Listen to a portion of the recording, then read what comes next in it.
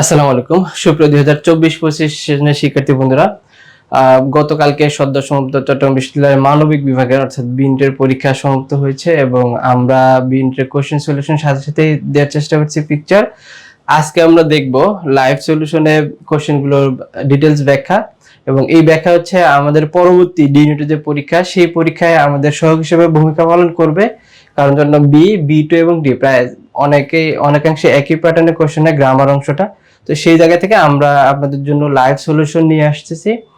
আমরা এই পর্যায়ে আমাদের আজকের সলিউশন শুরু হবে ইংলিশ দিয়ে। আমরা এই পর্যায়ে আমাদের আজকের এই লাইভ সলিউশনে আমরা আমন্ত্রণ জানিয়েছি অপ্রতিদ্বন্দ্বী বিশ্ববিদ্যালয় ভর্তি কোচিং ইন্ডেক্সের ইংরেজি সিনিয়র শিক্ষক আমাদের সকলের সাইদুর রহমান স্যার। আমি স্যারকে সময় না বাড়িয়ে একদম ধরে ধরে প্রত্যেকটা কোশ্চেন যেগুলো বি2 এবং ডি তে আমাদেরকে বেশি কাজে লাগবে সেই কোশ্চেনগুলো আইডেন্টিফাই করে ব্যাখ্যাগুলো গ্রামার যে নিয়ম আছে সেটি সহ দেওয়ার জন্য অনুরোধ করছি। এই পর্যায়ে আমি স্যারকে অনুরোধ করছি আজকের ইংলিশ ক্লাসের সলিউশন দেওয়ার জন্য। স্যার ধন্যবাদ রহিম স্যারকে। যারা লাইভ দেখছো তোমাদেরকে স্বাগতম ইন্ডেক্সের পেজে লাইভ দেখার জন্য। আমরা কথা না বাড়িয়ে চলে যাচ্ছি মূল কথায়, প্রশ্ন সমাধান চলে যাচ্ছি। আমি ইংরেজি প্রশ্ন সমাধান করব, দেখব আসলে এই প্যাসেজটা আনকমন হলেও প্রশ্নগুলো কিন্তু কমন ছিল। আজকের প্যাসেজ দেখে মনে হবে কখনো পড়ে নাই, কিন্তু প্রশ্নগুলো দেখে উত্তর কিন্তু আমি তোমাদের ক্লাসে বারবার বলতাম প্যাসেজ আনকমন দিলেও মানে ডাল হলেও বা ব্রিলিয়ান্ট বা ডাল যাই হোক 50% অন্তত বোঝা যায় এই প্রশ্নের উত্তরগুলো হবে। এখানে অধিকাংশ প্রশ্নের বোঝা যাচ্ছে যার উত্তর কি হবে, আমরা সেটা দেখব। প্রশ্ন নিয়ে মূল কথা চলে যাচ্ছি আমরা। স্যার একটু মিনিট একটু ইয়া করেন, অনেকে যুক্ত হচ্ছে তো কোন আপনি ইয়া করেন সমস্যা নেই, যুক্ত হচ্ছে। এক নম্বরে যান। আচ্ছা, আমরা 1 নম্বর প্রশ্নে চলে যাচ্ছি।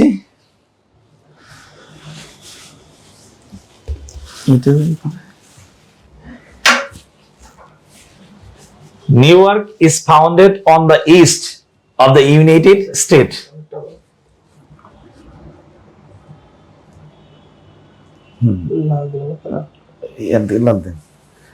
দেখেন, New York is found on the east, এটা কিন্তু একটা মুখস্থ অংশ, এটা জিকের মতো প্রশ্ন।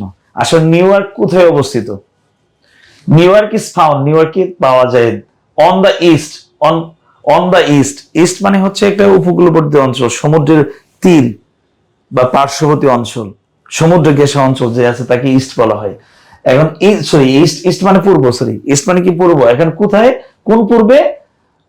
কোস্ট, কোস্ট মানে উপকূল, এই কোস্ট মানে কি উপকূল। কোন উপকূল? ইস্ট কোস্ট, ইস্ট কোস্ট, পূর্ব উপকূল অফ দ্য ইউনাইটেড স্টেট। তাহলে নিউইয়র্ক কোথায় অবস্থিত, এই প্রশ্নটা যারা নিউইয়র্ক সম্পর্কে জানেন তারা এই প্রশ্নের উত্তর করতে পারে। এটা কিন্তু মুখস্থ ডাইরেক্ট যে আসলে নিউইয়র্ক কোথায় অবস্থিত। এই যে কোস্ট মানে উপকূলবর্তী অঞ্চল, উপকূলবর্তী অঞ্চল মানে কি সমুদ্রের ঘেঁষা যে অঞ্চল, সমুদ্রের তীর ঘেঁষে বেড়ে ওঠা যে অঞ্চল বা সমুদ্রের তীরে যে গড়ে ওঠা যে অঞ্চল তাকে বলা হয় কোস্ট। তাহলে east coast of the United State, এই যে মার্কিন যুক্তরাষ্ট্রের কোথায় পূর্ব উপকূলবর্তী অঞ্চলে নিউইয়র্কটা অবস্থিত বা নিউইয়র্কে খুঁজে পাওয়া যায়। এটা কিন্তু জিকের প্রশ্ন। এই প্রশ্নটা যারা না জানেন যে নিউইয়র্ক কোথায় তাদের জন্য অ্যান্সার করা কি হবে, টাফ হবে। তবে অনেকেই জানার কথা যে এটি সিটিতে আর তো অবস্থা, পূর্ব সিটিতে বিচ, সৈকতে, শোর, তীরে, এগুলো প্রত্যেকটা অর্থ জানলে আপনি যদি স্পেসিফিক মানে এটার অ্যান্সার না জানেন আসলে কোথায় অবস্থিত, যেমন বাংলাদেশ কোন অক্ষাংশে বা কোন জায়গায় অবস্থিত, এই প্রশ্নের ডিরেক্ট উত্তর জানতে হবে। যেমন আমার নাম সাইদুর, এটা আপনি উত্তর তখনই করতে পারেন নামটা ডিরেক্ট জানলে, না জানলে সাইন দিকে উত্তর করতে পারবেন না। তো এই প্রশ্নটা টাফ, এমনি জানতে হবে আপনাকে যে আসলে নিউইয়র্কটা কোথায় অবস্থিত। আমরা পরের প্রশ্নে চলে যাচ্ছি। দেখেন, the book was released after it got final. এই প্রশ্নটা কিন্তু গ্রামার থেকে আসছে। দেখেন, সকলে জানেন ফাইনাল, ফাইনালটা হচ্ছে অ্যাডজেক্টিভ। ফাইনাল অ্যাডজেক্টিভ, অ্যাডজেক্টিভের পরে আমরা কি জানি যে অ্যাডজেক্টিভ কার আগে বসে, নাউনের আগে বসে। অ্যাডজেক্টিভের পজিশন দুইটা, আমরা সবসময় ক্লাসে আলোচনা করছি। অ্যাডজেক্টিভ দুই জায়গায় বসে, হয় লিঙ্কিং ভার্বের পরে, না হয় নাউনের আগে। অ্যাডজেক্টিভ দুইটা বেসিসে বসবে, হয় নাউনের পর, না হয় লিঙ্কিং ভার্বের আগে। অ্যাডজেক্টিভ নাউনের আগে, না হয় লিঙ্কিং ভার্বের পরে, হয় নাউনের আগে, না হয় কি লিঙ্কিং ভার্বের পরে। খেয়াল করেন, অ্যাডজেটিভের কয়টা অবস্থান? দুটি অবস্থান। অ্যাডজেটিভ বসে দুই জায়গায়, এটা হচ্ছে নাউনের আগে, আর এটা হচ্ছে লিঙ্কিং ভার্বের পর। তার মানে না কি নাউনের আগে কি বসে? অ্যাডজেটিভ বসে। তার মানে আমরা বলতে পারি অ্যাডজেটিভের পরে কি বসে? নাউন বসে। তাহলে অ্যাডজেটিভের পরের ওয়ার্ডটা কি হবে?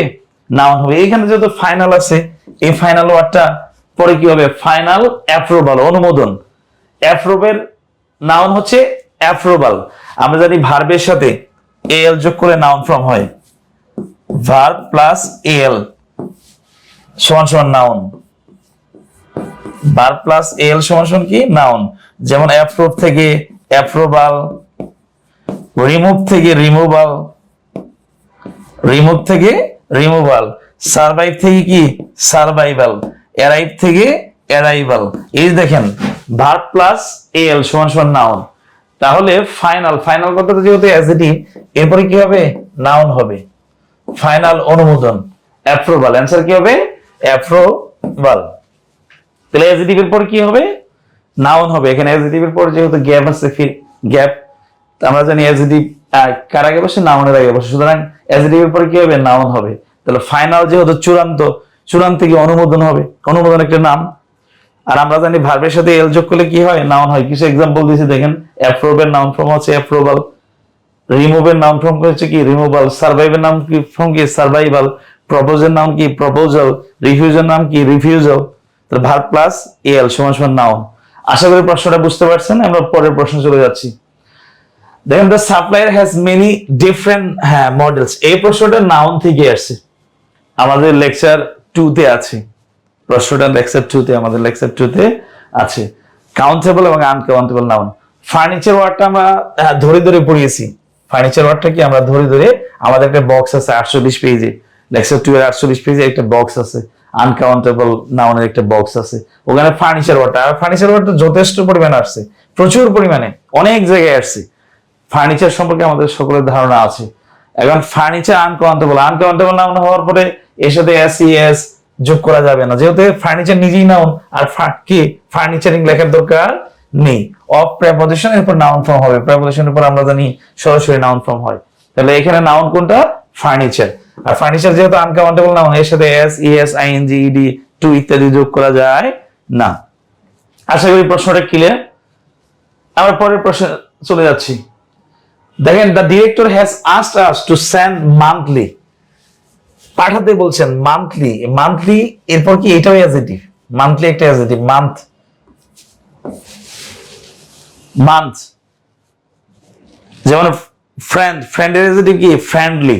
আমরা জানি নাউনের সাথে এলওয়াই যোগ করলে সেটা কি কি হয়ে যায়? অ্যাডজেটিভ হয়ে যায়। যেমন ফ্রেন্ডের অ্যাডজেটিভ কি? ফ্রেন্ডলি। মাদারের অ্যাডজেটিভ কি? মাদারলি। ফাদারের অ্যাডজেটিভ কি? ফাদারলি। ব্রাদারের অ্যাডজেটিভ কি? ব্রাদারলি। নাউনের সাথে এল যোগ করলে কি হয়ে যায়? সরি, নাউনের সাথে এলওয়াই যোগ করলে কি হয়ে যায়? দেখেন, নাউনের সাথে এলওয়াই যোগ করি আর এল যোগ করি, তাও কিন্তু কি হয়ে যাবে? অ্যাডজেটিভ হয়ে যাবে। নাউনের সাথে এলওয়াই অথবা এল যেটাই যোগ করি না কেন সেটাকে, যেমন কন্ডিশন থেকে কন্ডিশনাল, নাউনের সাথে এল যোগ করলেও অ্যাডজেটিভ, আবার এলওয়াই যোগ করলেও কি? অ্যাডজেটিভ। আশা করি প্রশ্নটা বুঝতে পারছেন। আবার অ্যাডজেটিভের সাথে এলওয়াই যোগ করলে কিন্তু অ্যাডভার্ব হয়ে যাবে। যেমন কেয়ারফুল থেকে কেয়ারফুলি, বিউটিফুল থেকে বিউটিফুলি। মান্থ কিন্তু একটা কি?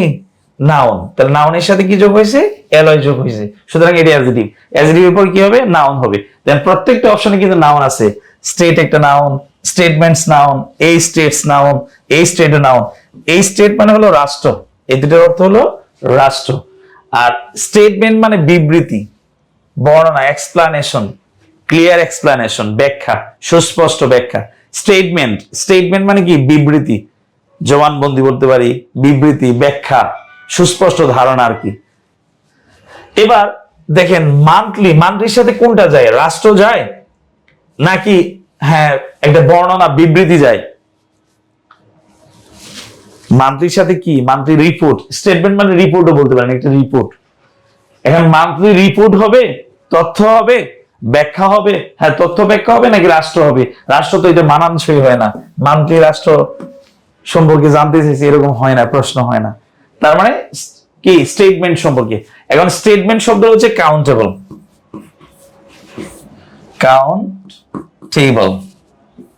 স্টেটমেন্ট কি কাউন্টেবল, স্টেটমেন্ট শব্দটা কি কাউন্টেবল। যে কোনো রিপোর্ট গণনা করা যায়, আমার সম্পর্কে এটা রিপোর্ট দিল, এই রিপোর্ট গুলো কি গণনা করা যায়, স্টেটমেন্ট গণনা করা যায়, কি কোন বিবৃতিটা দিল এটা গণনা করা যায়, এই জন্য কাউন্টেবল। কাউন্টেবল বাক্যে বস্তু দুই ভাবে বসে, আমরা শিখেছি কাউন্টেবল নাউন বাক্যে বস্তু দুই ভাবে বসে। হয় কাউন্টেবল নাউনকে এর সাথে এস বাই এর যোগ করে প্লুরাল করতে হবে, এস বাই এর যোগ করে প্লুরাল করতে হবে, এস বাই এর যোগ করে প্লুরাল, এস বাই এর যোগ করে হ্যাঁ প্লুরাল করতে হবে। কাউন্টেবল নাউনকে বাক্যে বসালে এস বাই এর যোগ করে প্লুরাল করতে হবে। না হয় 2 নাম্বার নিয়ম হচ্ছে এদের আগে ডিটারমিনার বসাতে হবে। দুইটা নিয়ম, এদের আগে ডিটারমিনার বসাতে হবে।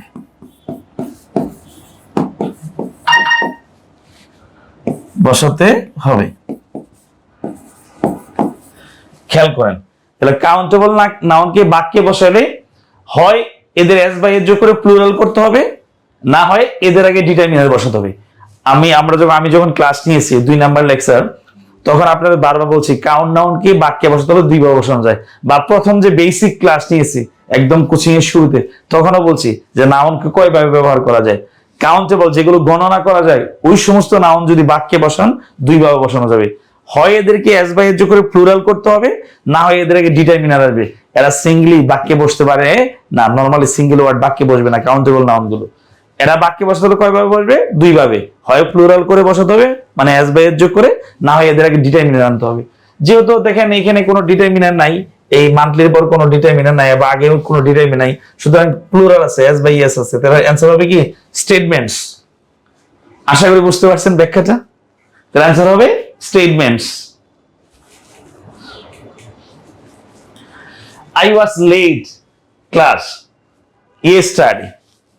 এই যে লেট, লেটের পর দুইটা শব্দই বসে, লেট ফর বা লেট টু, এটা নিয়ে অবশ্য মতানৈক্য আছে। এই দুইটা ওয়ার্ড হয়, লেট ফর ক্লাস বা late for the bus, late to class, late for বাস।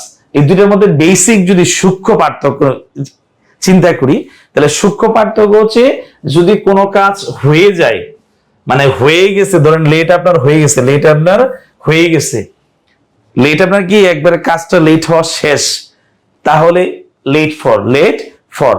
আর এখনো বিলম্ব হয় নাই, কিন্তু সাধারণত জেনারেলি হয়, কিন্তু আজকেও আসে নাই ধরেন আর কি, কিন্তু ওরা আসতে কি হয় লেট হয়, মানে প্রেজেন্ট সিচুয়েশন বুঝালে, তখন কিন্তু প্রেজেন্ট বা ফিউচার বুঝালে বিশেষ করে লেট টু হয়। কিন্তু এখান দেখেন তো ইয়েস্টারডে মানে কি গতকাল আমার লেট কি হয়ে গেছে, হওয়া শেষ না বাকি আছে।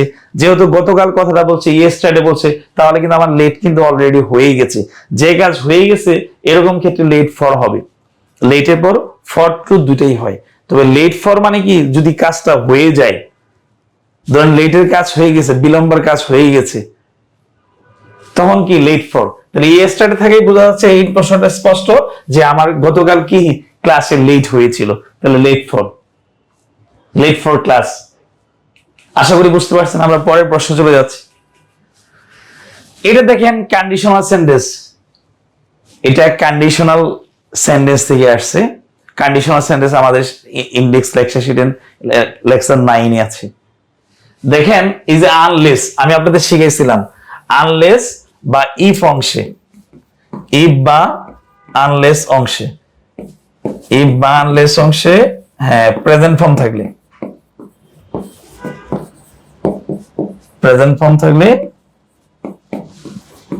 অন্য অংশে উইল প্লাস বেস ফর্ম হবে। যে কোনো এক পাশ দেওয়া থাকবে, উইল প্লাস কি হবে বেস ফর্ম হবে।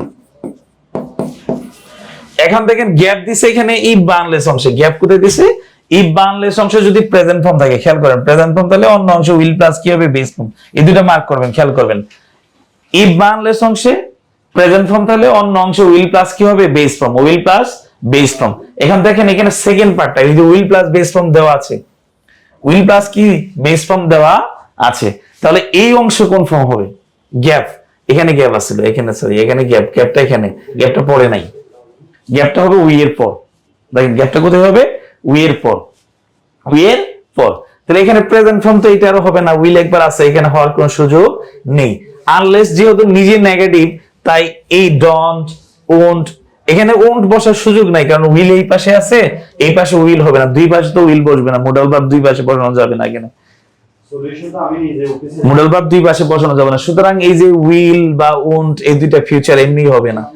এখন দেখেন ডন্ট, এই ডন্ট আর স্টপ দুইটাই প্রেজেন্ট, ডন্ট ও প্রেজেন্ট, স্টপ ও প্রেজেন্ট। যেহেতু আনলেস নেগেটিভ, নিজে কিন্তু আনলেস ওয়ার্ডটা কি নেগেটিভ, এখানে নেগেটিভ আনা যাবে না।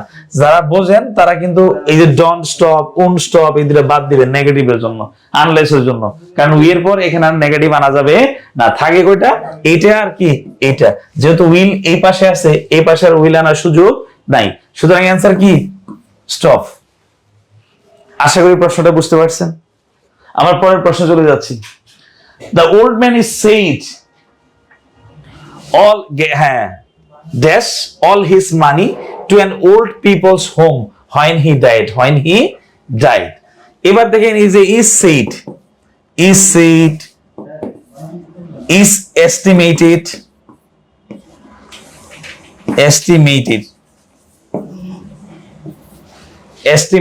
is said, is estimated, is reported, এরকম কিছু ফ্রেজ আছে যাদের পর যদি প্যাসিভ, এগুলো সেইড, এস্টিমেট, রিটেন, এগুলো যদি প্যাসিভ ফর্মে থাকে, এগুলো যদি প্যাসিভ ফর্মে থাকে তাহলে এদের পর পারফেক্ট ইনফিনিটিভ হবে। কি ইনফিনিটিভ? পারফেক্ট। আর আপনারা জানেন পারফেক্টের জন্য হ্যাভ ভার্ব লাগে, আর ইনফিনিটিভ মানে কি এর আগে টু বসানো, তাহলে টু হ্যাভ প্লাস বি3, এটা হচ্ছে পারফেক্ট ইনফিনিটিভ। সেইড এর যদি কি প্যাসিভ ফর্ম থাকে এরপর পারফেক্ট ইনফিনিটিভ হয়। কি ইনফিনিটিভ হয়? Perfect infinitive. পারফেক্ট মানে কি হ্যাভ ভার্ব প্লাস বি3, আর ইনফিনিটিভ মানে টু, তাহলে টু হ্যাভ প্লাস বি3। টু হ্যাভ প্লাস বি3 কোন জায়গায় আছে? এখানে আছে, ডি তে আছে, অপশন দেখেন। যদি কোনো কাজ হয়ে যায় তাহলে পারফেক্ট ইনফিনিটিভ হবে। কি হবে? পারফেক্ট ইনফিনিটিভ হবে। The old man is said to have left all his money to an old people's home. এটা বৃদ্ধ জনগণের হোমে কি করছে? সে তার টাকাগুলো রেখেছে। when he died, সে মারা গেছে যখন। তার মানে মারা যাওয়া কি বাকি আছে না কাজ শেষ?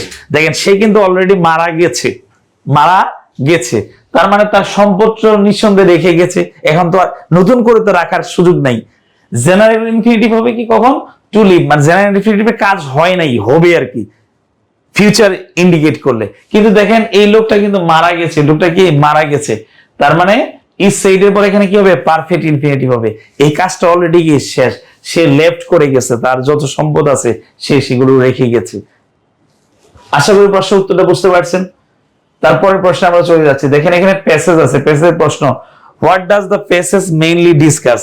এই প্যাসেজটা কি নিয়ে মূলত আলোচনা করছে? একটা হচ্ছে প্রেসিপিটেশন, মানে বর্ষণ নিয়ে, বর্ষণ মানে কি বৃষ্টিপাত নিয়ে।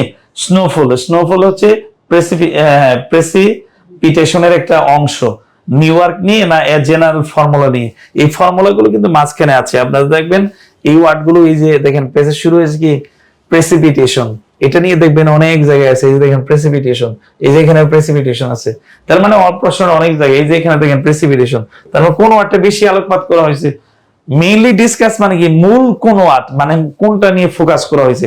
দেখবেন পুরো পেজের জুড়ে এইটা আছে, প্রেসিপিটেশন শব্দটা বারবার আছে, প্রেসিপিটেশন। এই দেখেন প্রেসিপিটেশন, তার মানে কি এখানে ফর্মুলাটা মূল বিষয় না, আবার স্নোফলও না, নিউ ইয়র্কে কোন একটা জায়গায় থাকবে। দেখেন কিন্তু প্রেসিপিটেশন মানে কি সব জায়গাতেই আছে, তার মানে এটা নিয়ে মূল ফোকাস। এটাই যেহেতু একে কেন্দ্র করে যেহেতু আলোচনা হয়েছে, এই যেহেতু বারবার আসছে, তার মানে মেইনলি এটা নিয়ে আলোচনা করেছে। প্রশ্নটা একদম ইজি ছিল, আশা করি এই প্রশ্নের উত্তর সবারই পারা উচিত ছিল বা উচিত। তাহলে অ্যান্সার কি হবে? প্রেসিপিটেশন। আমরা পরের প্রশ্ন চলে যাচ্ছি। দেখেন প্যাসেজটা কিন্তু কঠিন হলেও, এই প্যাসেজটা কঠিন হলে মানে প্যাসেজটা আপনার জন্য আনকমন, হয়তো অনেকেই পিটারসন টফেল পড়েন না, তার জন্য আনকমন, কিন্তু উত্তরগুলো কিন্তু সহজ। দেখেন প্রশ্নগুলোর উত্তরগুলো কি সহজ। আমরা পরের প্রশ্নে যাচ্ছি। দেখেন which of the following is another word that is often used in place of precipitation? এই প্রেসিপিটেশনের পরিবর্তে কোন ওয়ার্ডটা বেশি মানে প্রায় ব্যবহার করা হয়? এটা দেখেন উত্তরটা প্রথমে আছে। দেখেন প্রেসিপিটেশন কমনলি রেফার টু মানে বলতে বোঝায়, এর আগের ক্লাসে বলছিলাম রেফার টু বলতে বোঝায়। রেইনফল কি বললাম? রেইনফল। এটা বলতে আসলে প্রেসিপিটেশন বলতে বোঝায় রেইনফলকে। কাকে? রেইনফলকে। তার মানে এটার বিকল্প একটা শব্দ বা অন্য শব্দ ওয়ার্ডকে আমি বলতে পারি রেইনফল। তাহলে রেইনফল কতটা আছে কিনা দেখেন তো, এখানেই দেখেন উত্তরটা আছে। তার মানে এই প্রেসিপিটেশনের একটা অন্য শব্দ, অন্য ওয়ার্ড, অন্য ভাষায় বললে একে আমরা কি বলতে পারি? রেইনফল বলতে পারি। তার মানে রেফার টু বলতে কি, এটা বলতে কি বোঝায়? রেইনফলকে। প্রেসিপিটেশন বলতে কি বোঝায়? রেইনফলকে। তাহলে এটা বলতে যেহেতু রেইনফলকে বোঝায়, তার মানে এটাই একটা অন্য ওয়ার্ড। যেমন আমার নাম যদি অন্যরকম, সাইদুল না বলে সোহান বলে, আমার দুইটা নাম, যার নাম সোহান ধরেন, তাহলে সোহান আর সাইদুল কিন্তু একই জিনিস। তাহলে তার মানে আমার অন্য নাম কি? সোহান। তাহলে সোহান আর সাইদুল একই জিনিস না, তা আমাকে বলতে সোহান কি বোঝাচ্ছে? সুতরাং আশা করি প্রশ্ন উত্তরটা বুঝতে পারছেন। তাহলে দেখেন এসএসসি প্রশ্ন কিন্তু একদম ইজি ছিল। আমার পরের প্রশ্ন চলে যাচ্ছি। দ্য টার্ম প্রেসিপিটেশন ইনক্লুডস, এখানে প্রেসিপিটেশন বলতে কোন কোন শব্দকে ইনক্লুড করা হয়েছে? এই লাইনটা দেখেন এখানে আছে, এই শব্দগুলো দেখবেন এখানে আমরা বের করতেছি আসলে এটা বলতে কাকে কাকে ইনক্লুডস করতেছে, এখানে শব্দগুলো থাকবে। দেখেন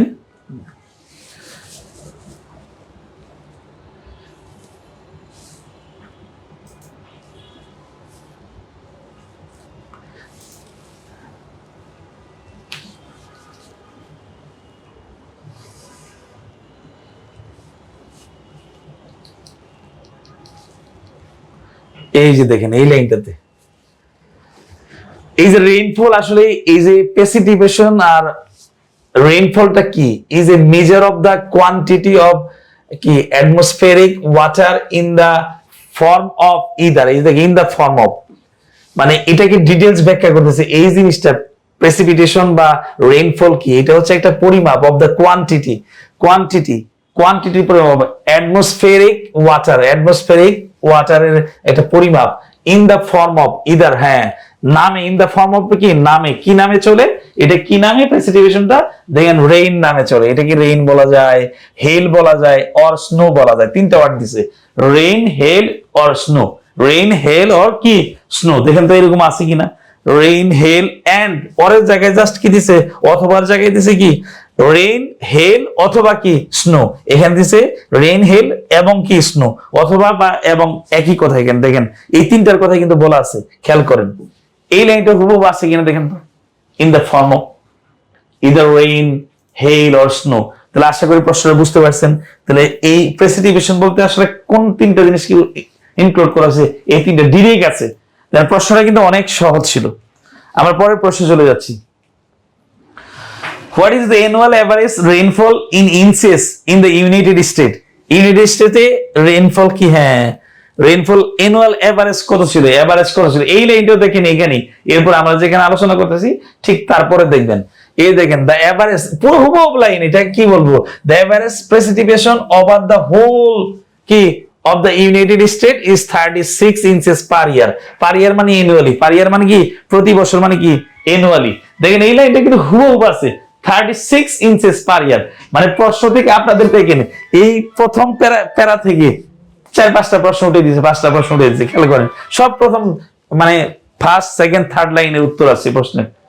তার মানে কি 36 ইঞ্চেস হবে। 36 ইঞ্চেস কোথায় আছে? এইটা, তার মানে উত্তর এইটা, 36 ইঞ্চেস। আশা করি বুঝতে পারছেন। আমরা পরের প্রশ্ন চলে যাচ্ছি। পেসেস কঠিন হলে কিন্তু মজা আছে।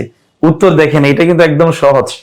এরপর খেয়াল করেন, ইফ এ স্টেট হ্যাজ এত inches of snow in a year, এক ইয়ারে যদি এত ইঞ্চেস স্নো থাকে, তাহলে বাই হাউ মাচ, কি পরিমাণ does this increase the annual precipitation. এটা প্রেসিপিটেশন হিসাব করলে, বার্ষিক প্রেসিপিটেশন হিসাব করলে কতটুকু বাড়বে? 40 ইঞ্চি বাড়লে কত ইঞ্চি এটা বাড়তে পারে? এই লাইনটাকে আমরা দেখবেন। এটা কি ট্রিকি প্রশ্ন। এটা কিন্তু যারা ম্যাথ ভালো পারেন, মানে গাণিতিক সূত্র ভালো জানেন, তারা কিন্তু পারবেন। সাধারণত শতকরা যারা পারেন, এই দেখেন খেয়াল করা, এটা কিন্তু 40 ইঞ্চি নাই। এই কথাটা কোথায় আছে আমরা দেখবো আর কি। দেখেন খেয়াল করেন, এই কথাটা আমরা বের করতেছি। এই যে দেখবেন এই লাইনটা দেখেন, এই লাইনটা দেখেন, 100 ইঞ্চেস অফ স্নো। ওরা কিন্তু স্নো এর কথা বলছে। দেখেন এই যে খেয়াল করেন, 100 inches of snow, এখানে দিছে কি 40 inches of snow in a year।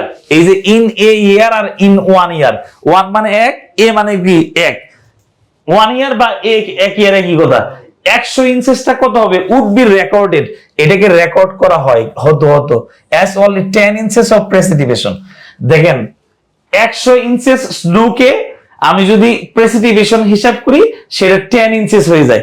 তাহলে 100 ইঞ্চেস স্নোটা কত ইঞ্চেস হয়ে যায়? 10 হয়ে যায়। খেয়াল করেন কত হয়ে যায়? 10। এটা যখন প্রেসিপিটেশন বলবো আর স্নোটা কত হয়ে যাবে? 10 হয়ে যাবে। খেয়াল করেন তার মানে 10 ভাগের 1 ভাগ হয়ে যাচ্ছে, 10 ভাগের 1 ভাগ। তাহলে কিন্তু আমাদের হিসাব কিন্তু ক্লিয়ার। তাহলে 40 কে 10 দ্বারা ভাগ করলে কত হয়? দেখেন তো 4 হয় কিনা। 100 কে 10 দ্বারা ভাগ করেন আপনি, কত হয়? 10 হয়। 10 হয় কিনা, মানে 10 ভাগের 1 ভাগ। এখানে দেখেন 40 কে আপনি ভাগ করেন তো 100 জায়গায় ওরা কত দিছে? 40 দিছে। এই 40 কে আমরা ভাগ করবো কত দিয়ে? 10 দিয়ে। তাহলে কত হবে? 4 হবে। তার মানে 4 ইঞ্চেস। তাহলে দেখেন এই 100 ইঞ্চেস অফ স্নো, 100 ইঞ্চেস স্নোটা এক ইয়ারে যদি 10 ইঞ্চেস প্রেসিপিটেশন হিসেবে রেকর্ড করা হতো, তাহলে আমরা 40 ইঞ্চেসকে প্রেসিপিটেশন কত ইঞ্চেস হিসেবে বার্ষিকভাবে রেকর্ড করতে পারবো? 100 কে যদি 10 বলি তাহলে 40 কে কত বলতে হবে? 4 বলতে হবে। হিসাব সহজ কিনা? এই প্রশ্নটা একটু কঠিন ছিল আপনাদের জন্য, কিন্তু যারা বুদ্ধিমান বা বুদ্ধিমতী তারা কিন্তু উত্তরটা পারবেন, যদি ওখানে মাথায় ঠিকভাবে কাজ করে, মাথা ঠিকভাবে কাজ করে। আর কাজ না করলে তো পারবেন না। আশা করি প্রশ্নের উত্তরটা বুঝতে পারছেন। প্রয়োজনে ভিডিওটা বারবার দেখবেন। আমার পরের প্রশ্নে চলে যাচ্ছি। দ্য ফ্রেজ প্রক্সিমিটি টু, এই যে প্রক্সিমিটি টু, এটা সি ইউনিটের কোন একটা কোশ্চেন ব্যাংকের পেসেজে আসে। এটা কয়েক জায়গায় আছে প্রক্সিমিটি টু। আমাদের ইন্ডেক্সের লেকচার শিট বলেন, কোশ্চেন ব্যাংক বলেন, রিসেন্ট এখানে প্রক্সিমিটি টু নিয়ে কথা বলা আছে। প্রক্সিমিটি টু মানে নৈকট্য, মানে নিকটে, কাছে। এই কাছে ইংরেজি দুইটা, একটা হচ্ছে নিয়ারনেস টু অথবা ক্লোজনেস টু। নিয়ারনেস টু মানে কি? কাছে। এটা দেখেন অর্থ। এই প্রশ্নটা কিন্তু অনেকের কমন পড়ছে যারা আমাদের ইন্ডেক্সে আসেন। ইন্ডেক্সের লেকচার শিটে আছে, কোশ্চেন ব্যাংকে আছে প্রক্সিমিটি নিয়ে। প্রক্সিমিটি টু মানে কি? নৈকট্য, মানে কাছাকাছি। কি? নিয়ারনেস অথবা ক্লোজনেস টু। আশা করি প্রশ্নের উত্তরটা বুঝতে পারছেন। পরের প্রশ্ন চলে যাচ্ছি। Where is the annual precipitation highest? বার্ষিক প্রেসিপিটেশন হাইস্ট কোথায়? আমরা এটার জন্য যেহেতু কয়েকটা নাম আছে, Atlantic coast, the Gulf of Mexico, the Great Lake, এই প্রশ্নের জন্য দেখেন আমি শেষের দিকে একটু দেখাচ্ছি, এখানে খেয়াল করবেন আর কি। দেখবেন এই যে এইদিকে কথাগুলো দেখেন, এখানে লেখা আছে, অনেকগুলো লেখা আছে। most of the precipitation in the United States is brought originally by prevailing winds from the Pacific Ocean, the Gulf of Mexico, the Atlantic Ocean and the Great Lakes. এই চারটা নাম কিন্তু আছে এখানে, অধিকাংশই হয়। মোস্ট প্রেসিপিটেশন কোথায় কোথায় হয়? চারটা জায়গায় হয়। একটা হচ্ছে specific Oshane, the Gulf of মেক্সিকোতে, আটলান্টিকে হয়, আটলান্টিক কোস্টেও হয়। তার মানে এন্ড দ্য গ্রেট লেকস, এই চারটাতেই কি আছে? প্রেসিপিটেশন আছে, এবং এদের বেশিরভাগ হয়। বেশিরভাগের মধ্যে এর মধ্যে কোনটাতে সবচেয়ে বেশি হয় এটাই আমরা দেখবো, এখানে দেখবো আর কি। দেখেন বেশি কি হয়। এরপরের লাইন খেয়াল করেন, এই যে দেখেন দ্য প্যাসিফিক কোস্ট রিসিভ, গ্রহণ করে, মোর অ্যানুয়াল প্রেসিপিটেশন। এই লাইনটা আমরা পেয়ে গেছি। দেখেন মোর অ্যানুয়াল প্রেসিপিটেশন। তাহলে কি? Pacific coast receive more annual precipitation than the Atlantic coast. এটা চেয়ে কোনটাতে বেশি? তাহলে তার মানে অ্যান্সার দাঁড়াচ্ছে প্যাসিফিক কোস্টে বেশি। এটা আটলান্টিকের চেয়ে বেশি। আটলান্টিক হচ্ছে সেকেন্ড হাইয়েস্ট, আর এটার চেয়ে বেশি কি? Pacific coast. তার মানে লাইনটা কিন্তু এখানে আছে, হুবহু লাইনটা আছে। তার মানে যাদের জন্য প্যাসেজ অপরিচিত, কিন্তু উত্তর কিন্তু সহজ। আবার পরের প্রশ্ন চলে যাচ্ছি। Which of the following was not mentioned as a factor in determining the amount of precipitation?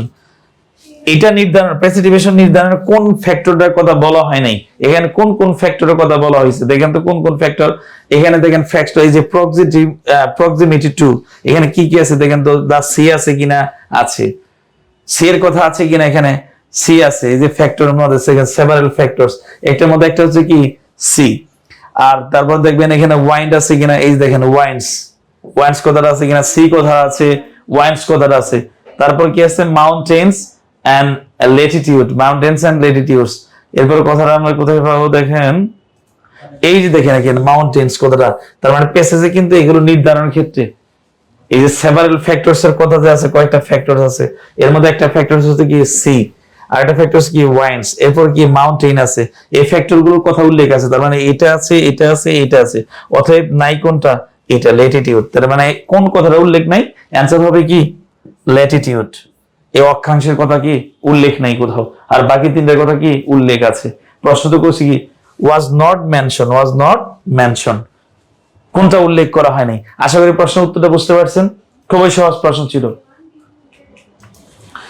The word substantially in paragraph 2 could be best replaced substantially, এটা মানে হচ্ছে মৌলিকভাবে বা প্রাইমারিলি, এটা হবে কি ফান্ডামেন্টালি, এই ওয়ার্ডটার অর্থ কি হবে ফান্ডামেন্টালি। এটা অনেক জায়গায় প্রশ্নটার উত্তর আপনারা পেয়েছেন, যারা ওয়ার্ড মিনিং ভালো জানেন এটা বলতে কি বোঝায় আসলে তেমন চেঞ্জ হয়নি।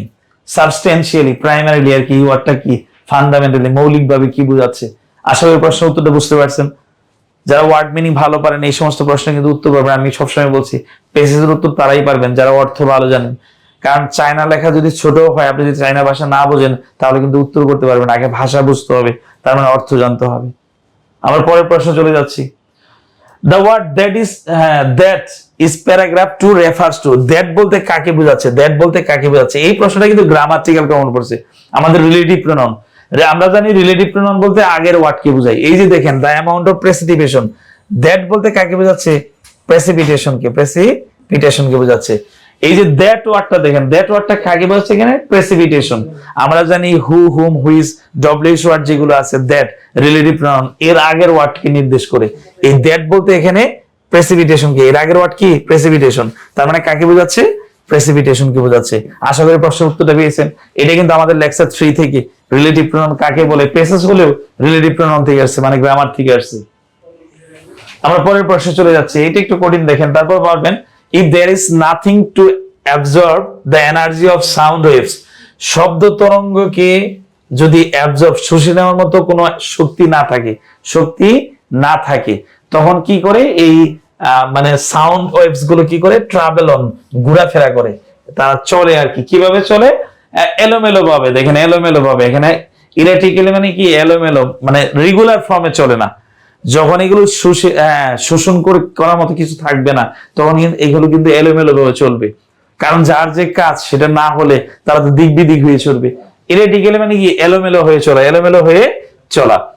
আর ইটারনালি মানে কি চিরন্তন ভাবে চলা, যেহেতু আপনি শোষণ করে না, শোষণ করলে কিন্তু চিরন্তন ভাবে চলতো। যার যেটা কাজ তার মানে সেটা সিরিয়াসলি নিয়ম চলবে। এখানে কিন্তু বলছে কি নাথিং টু অ্যাবজর্ব করার মতো কিছু, সাউন্ড ওয়েভস অ্যাবজর্ব করার মতো কিছু নেই। তার মানে থাকলে ওটা কিন্তু সিরিয়াসলি নিয়মে চলতো, ইটারনালি চলতো। কিন্তু এখানে না, ইনডেফিনিটলি হবে না এখানে। তারপর দেখেন ফরএভার, চিরতর হবে না। তারপর কি বলবে, বাট। এই বাট ওয়ার্ডটা কি, আমরা জানি বাট ওয়ার্ডটা দ্বারা কন্ট্রাস্ট বোঝায়, বিপরীতগামিতা বোঝায়, বিপরীতগামিতা বোঝায়। তার মানে আগে যা বলা হচ্ছে তার বিপরীত কিছু হবে। তারা যদিও দেখেন দে ট্রাভেল অন ইলেকট্রিক্যালি, মানে রেগুলার ফর্মে চলে না, তারা অনিয়মিত ভাবে চলে। বাট দেয়ার ইন্টেন্সিটি, কিন্তু তাদের ঘনত্ব কি হয়ে যাবে, মিটিগেটস, হ্রাস পাবে। দেখেন ঘনত্ব কিন্তু কমার কথা না, বিপরীত মানে কি ঘনত্ব কমে গেছে। ইরুগেলে চললেও যখন কমে যাবে, বেড়ে যাবে, তার মানে বিপরীত হয়ে যাচ্ছে না। স্বাভাবিক যে গতিবেগটা ছিল, স্বাভাবিক যে শব্দের তরঙ্গ ছিল, শব্দের যে মাত্রা ছিল, সেটা কিন্তু কমে যাচ্ছে। তার মানে এখানে কিন্তু বিপরীত বোঝাচ্ছে। স্বাভাবিক, আমার যে স্বাভাবিক রং সেটা যদি হারিয়ে যায়, আমার যে স্বাভাবিক স্বাস্থ্য সেটা যদি হারিয়ে যায়, সেটা কিন্তু বিপরীত। আমার যখন স্বাস্থ্য দিন দিন কমে যাচ্ছে, তার মানে কি আমি মানুষটা যেরকম ছিলাম ওরকম আর নাই, চেঞ্জ হচ্ছে, এটা কিন্তু বিপরীত হচ্ছে। খাচ্ছি তারপর কাজ হচ্ছে না, তার মানে অ্যান্সার কি হবে, এ। আশা করি প্রশ্নের উত্তরটা বুঝতে পারছেন। আমি আপনাদের বলছিলাম বাট, দো, অলদো, ইভেন দো, হোয়ার, এই কনজাংশন গুলো খুবই ইম্পর্টেন্ট, এগুলো দ্বারা বিপরীতগামিতা বোঝায়। আমরা পরের প্রশ্ন চলে যাচ্ছি। Despite the accounts of many witness, অনেক সাক্ষীর জবানবন্দি সত্ত্বেও, এই যে ডেসপাইট, হ্যাঁ ডেসপাইট, ইনস্পাইট অফ, এই কথা কিন্তু এই কনজাংশন গুলো আপনাদের কিন্তু বারবার বলছি। ডেসপাইট, ইনস্পাইট অফ, এই দুইটা প্রেপোজিশন, আর দো, অলদো, ইভেন দো, বাট, হোয়ারএস, এই কনজাংশন গুলো, এগুলো দ্বারা কি বোঝায়? দুই অংশের মাঝে বিপরীতগামীতে বোঝায়। এই কনজাংশন গুলো বারবার আসে, ঢাকাতেও আসে, সিইউ দিয়ে আসে, বিভিন্ন জায়গাতে আসে। এগুলো আপনাদের বারবার আমি ক্লাসে এই কথাগুলো রেফার করছি, এগুলো আমাদের লেকচার 6 এ আসে। দেখেন এবার, despite the accounts of many witness, বলছে অনেক সাক্ষীর জবানবন্দি সত্ত্বেও। জবানবন্দি মানে কি? আমি কোন সাক্ষ্য দিলাম, দিয়ে ফেলা মানে কি? ওই জিনিসটা স্পষ্ট হয়ে গেল। তার মানে এখানে সুস্পষ্ট করে বোঝাচ্ছে। যেহেতু ডেসপাইট আছে, সুস্পষ্টের বিপরীত কি হবে? গোপনীয় বা অস্পষ্ট কোনো কিছু হবে। What happened there still remains, এখনো আছে, এখনো আছে। কি আছে? হ্যাঁ, shrouded in secrecy and secrecy মানে গোপনীয়তা। শাউটেড মানে কি? গোপনীয়তা আছে।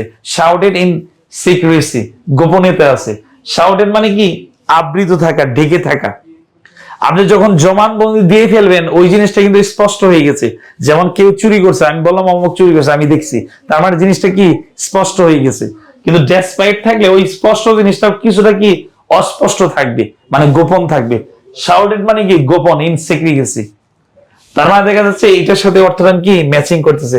ডেসপাইট দ্বারা যেহেতু বিপরীত বোঝায়, টুইস্টেড মানে বিকৃত করা, ম্যাচড মানে বিকৃত হয়ে যাওয়া। খেয়াল করে আমরা পরের প্রশ্ন চলে যাচ্ছি। মাস্কুলিন জেন্ডার অফ বি, এটা কিন্তু আমাদের লেকচার শিট 2 থেকে অনেকগুলো প্রশ্ন আসছে। এটাও লেকচার শিট 2 আছে। 2 থেকে আনকাউন্টেবল, কাউন্টেবল নাউন দুইটা আসছে, এটা আসছে। আর 3 থেকে আসছে। দেখেন বি মানে কি? মৌমাছি, স্ত্রী মৌমাছি। এর বিপরীত কি? ড্রোন, পুরুষ মৌমাছি। এটা কিন্তু জেন্ডার। আমরা কিন্তু জেন্ডার কিন্তু এক নজরে একটা চার্ট দেওয়া আছে, আমাদের কিছু জেন্ডার আছে ওখানে 15-20টা, এর মধ্যে এটা একটা। আশা করি প্রশ্নটা বুঝতে পারছেন। এবার দা সিনোনিম অফ সিম্ফনি, হ্যাঁ এটাও আমাদের লেকচার শিটে আছে। সিম্ফনি ওয়ার্ডটা হচ্ছে লেকচার শিট বা ভূগোল বই এই প্রশ্নটা পাবেন আমাদের ইন্ডেক্সে। সিম্ফনি মানে কি? যেটা মধুর আর কি। মধুর মানে কি? ঐক্য। সিম্ফনি মানে কি? মিল আছে, সহানুভূতি আছে, কারো প্রতি অনুভূতি আছে। অনুভূতি মানে কি? তার জিনিসটা আমি বুঝি, তার মানে মিল থাকা। কি থাকা? হারমোনি মানে মিল। হারমোনি মানে কি? মিল। হার্স মানে কর্কশ, কর্কশ মানে অমিল। ক্যাকোফোনি মানে বেসুরো, বেসুরো। তাহলে অ্যান্সার কি হবে? হারমোনি। আশা করি বুঝতে পারছেন। এরপরে প্রশ্ন চলেছে, the murder was carried out. Carried out মানে বাস্তবায়ন করা, এটা একটা group verb. Carried out, carry out, carry out মানে বাস্তবায়ন করা। The murder was carried out in cold brain. Cold brain মানে ঠান্ডা মাথায়, উত্তেজিত না হয়ে, ইমোশন প্রকাশ না করে, স্বাভাবিক খুব ধীরে সুস্থে চিন্তা ভাবনা করে মার্ডার করা, এগুলো কোল্ড মার্ডার। এই ফ্রেজটা আমাদের লেকচারে একাধিক জায়গায় আছে, আমাদের লেকচার শিটে আছে, ভোকাবুলারিতে পাবেন। কোল্ড ব্রেন, কোল্ড ব্রেনে মার্ডার করা আর কি, সম্পন্ন করা। তাহলে আশা করি এই ফ্রেজটা বুঝতে কোল্ড ব্লাড অথবা কোল্ড ব্রেন। কোল্ড ব্লাড মানে কি? ঠান্ডা মাথায়। কোল্ড ব্রেন অথবা কোল্ড ব্লাড এর অর্থ কি? ঠান্ডা মাথায়। তাহলে কোল্ড ব্লাড অথবা কোল্ড ব্রেন এর অর্থ কি? ঠান্ডা মাথায়, ভেবে চিন্তে, মানে কোনো হেজিটেশন ফিল না করে, এক্সাইটেড না হয়ে, ঠান্ডা মাথায় ভেবে চিন্তে মার্ডার সম্পন্ন করা। আশা করি বুঝতে পারছেন এই ফ্রেজটা সম্পর্কে। The expression enough is enough, আপনাদের বলছি, আমি বারবার জোর দিয়েছি। দেখেন বিসিএস এর প্রশ্নগুলো পড়তে হবে। এটা 44তম বিসিএস এ আসছে। Enough is enough, enough is enough. যথেষ্ট হয়েছে, এবার থামো বাবা, তুমি যথেষ্ট করেছো, এনাফ ইজ এনাফ।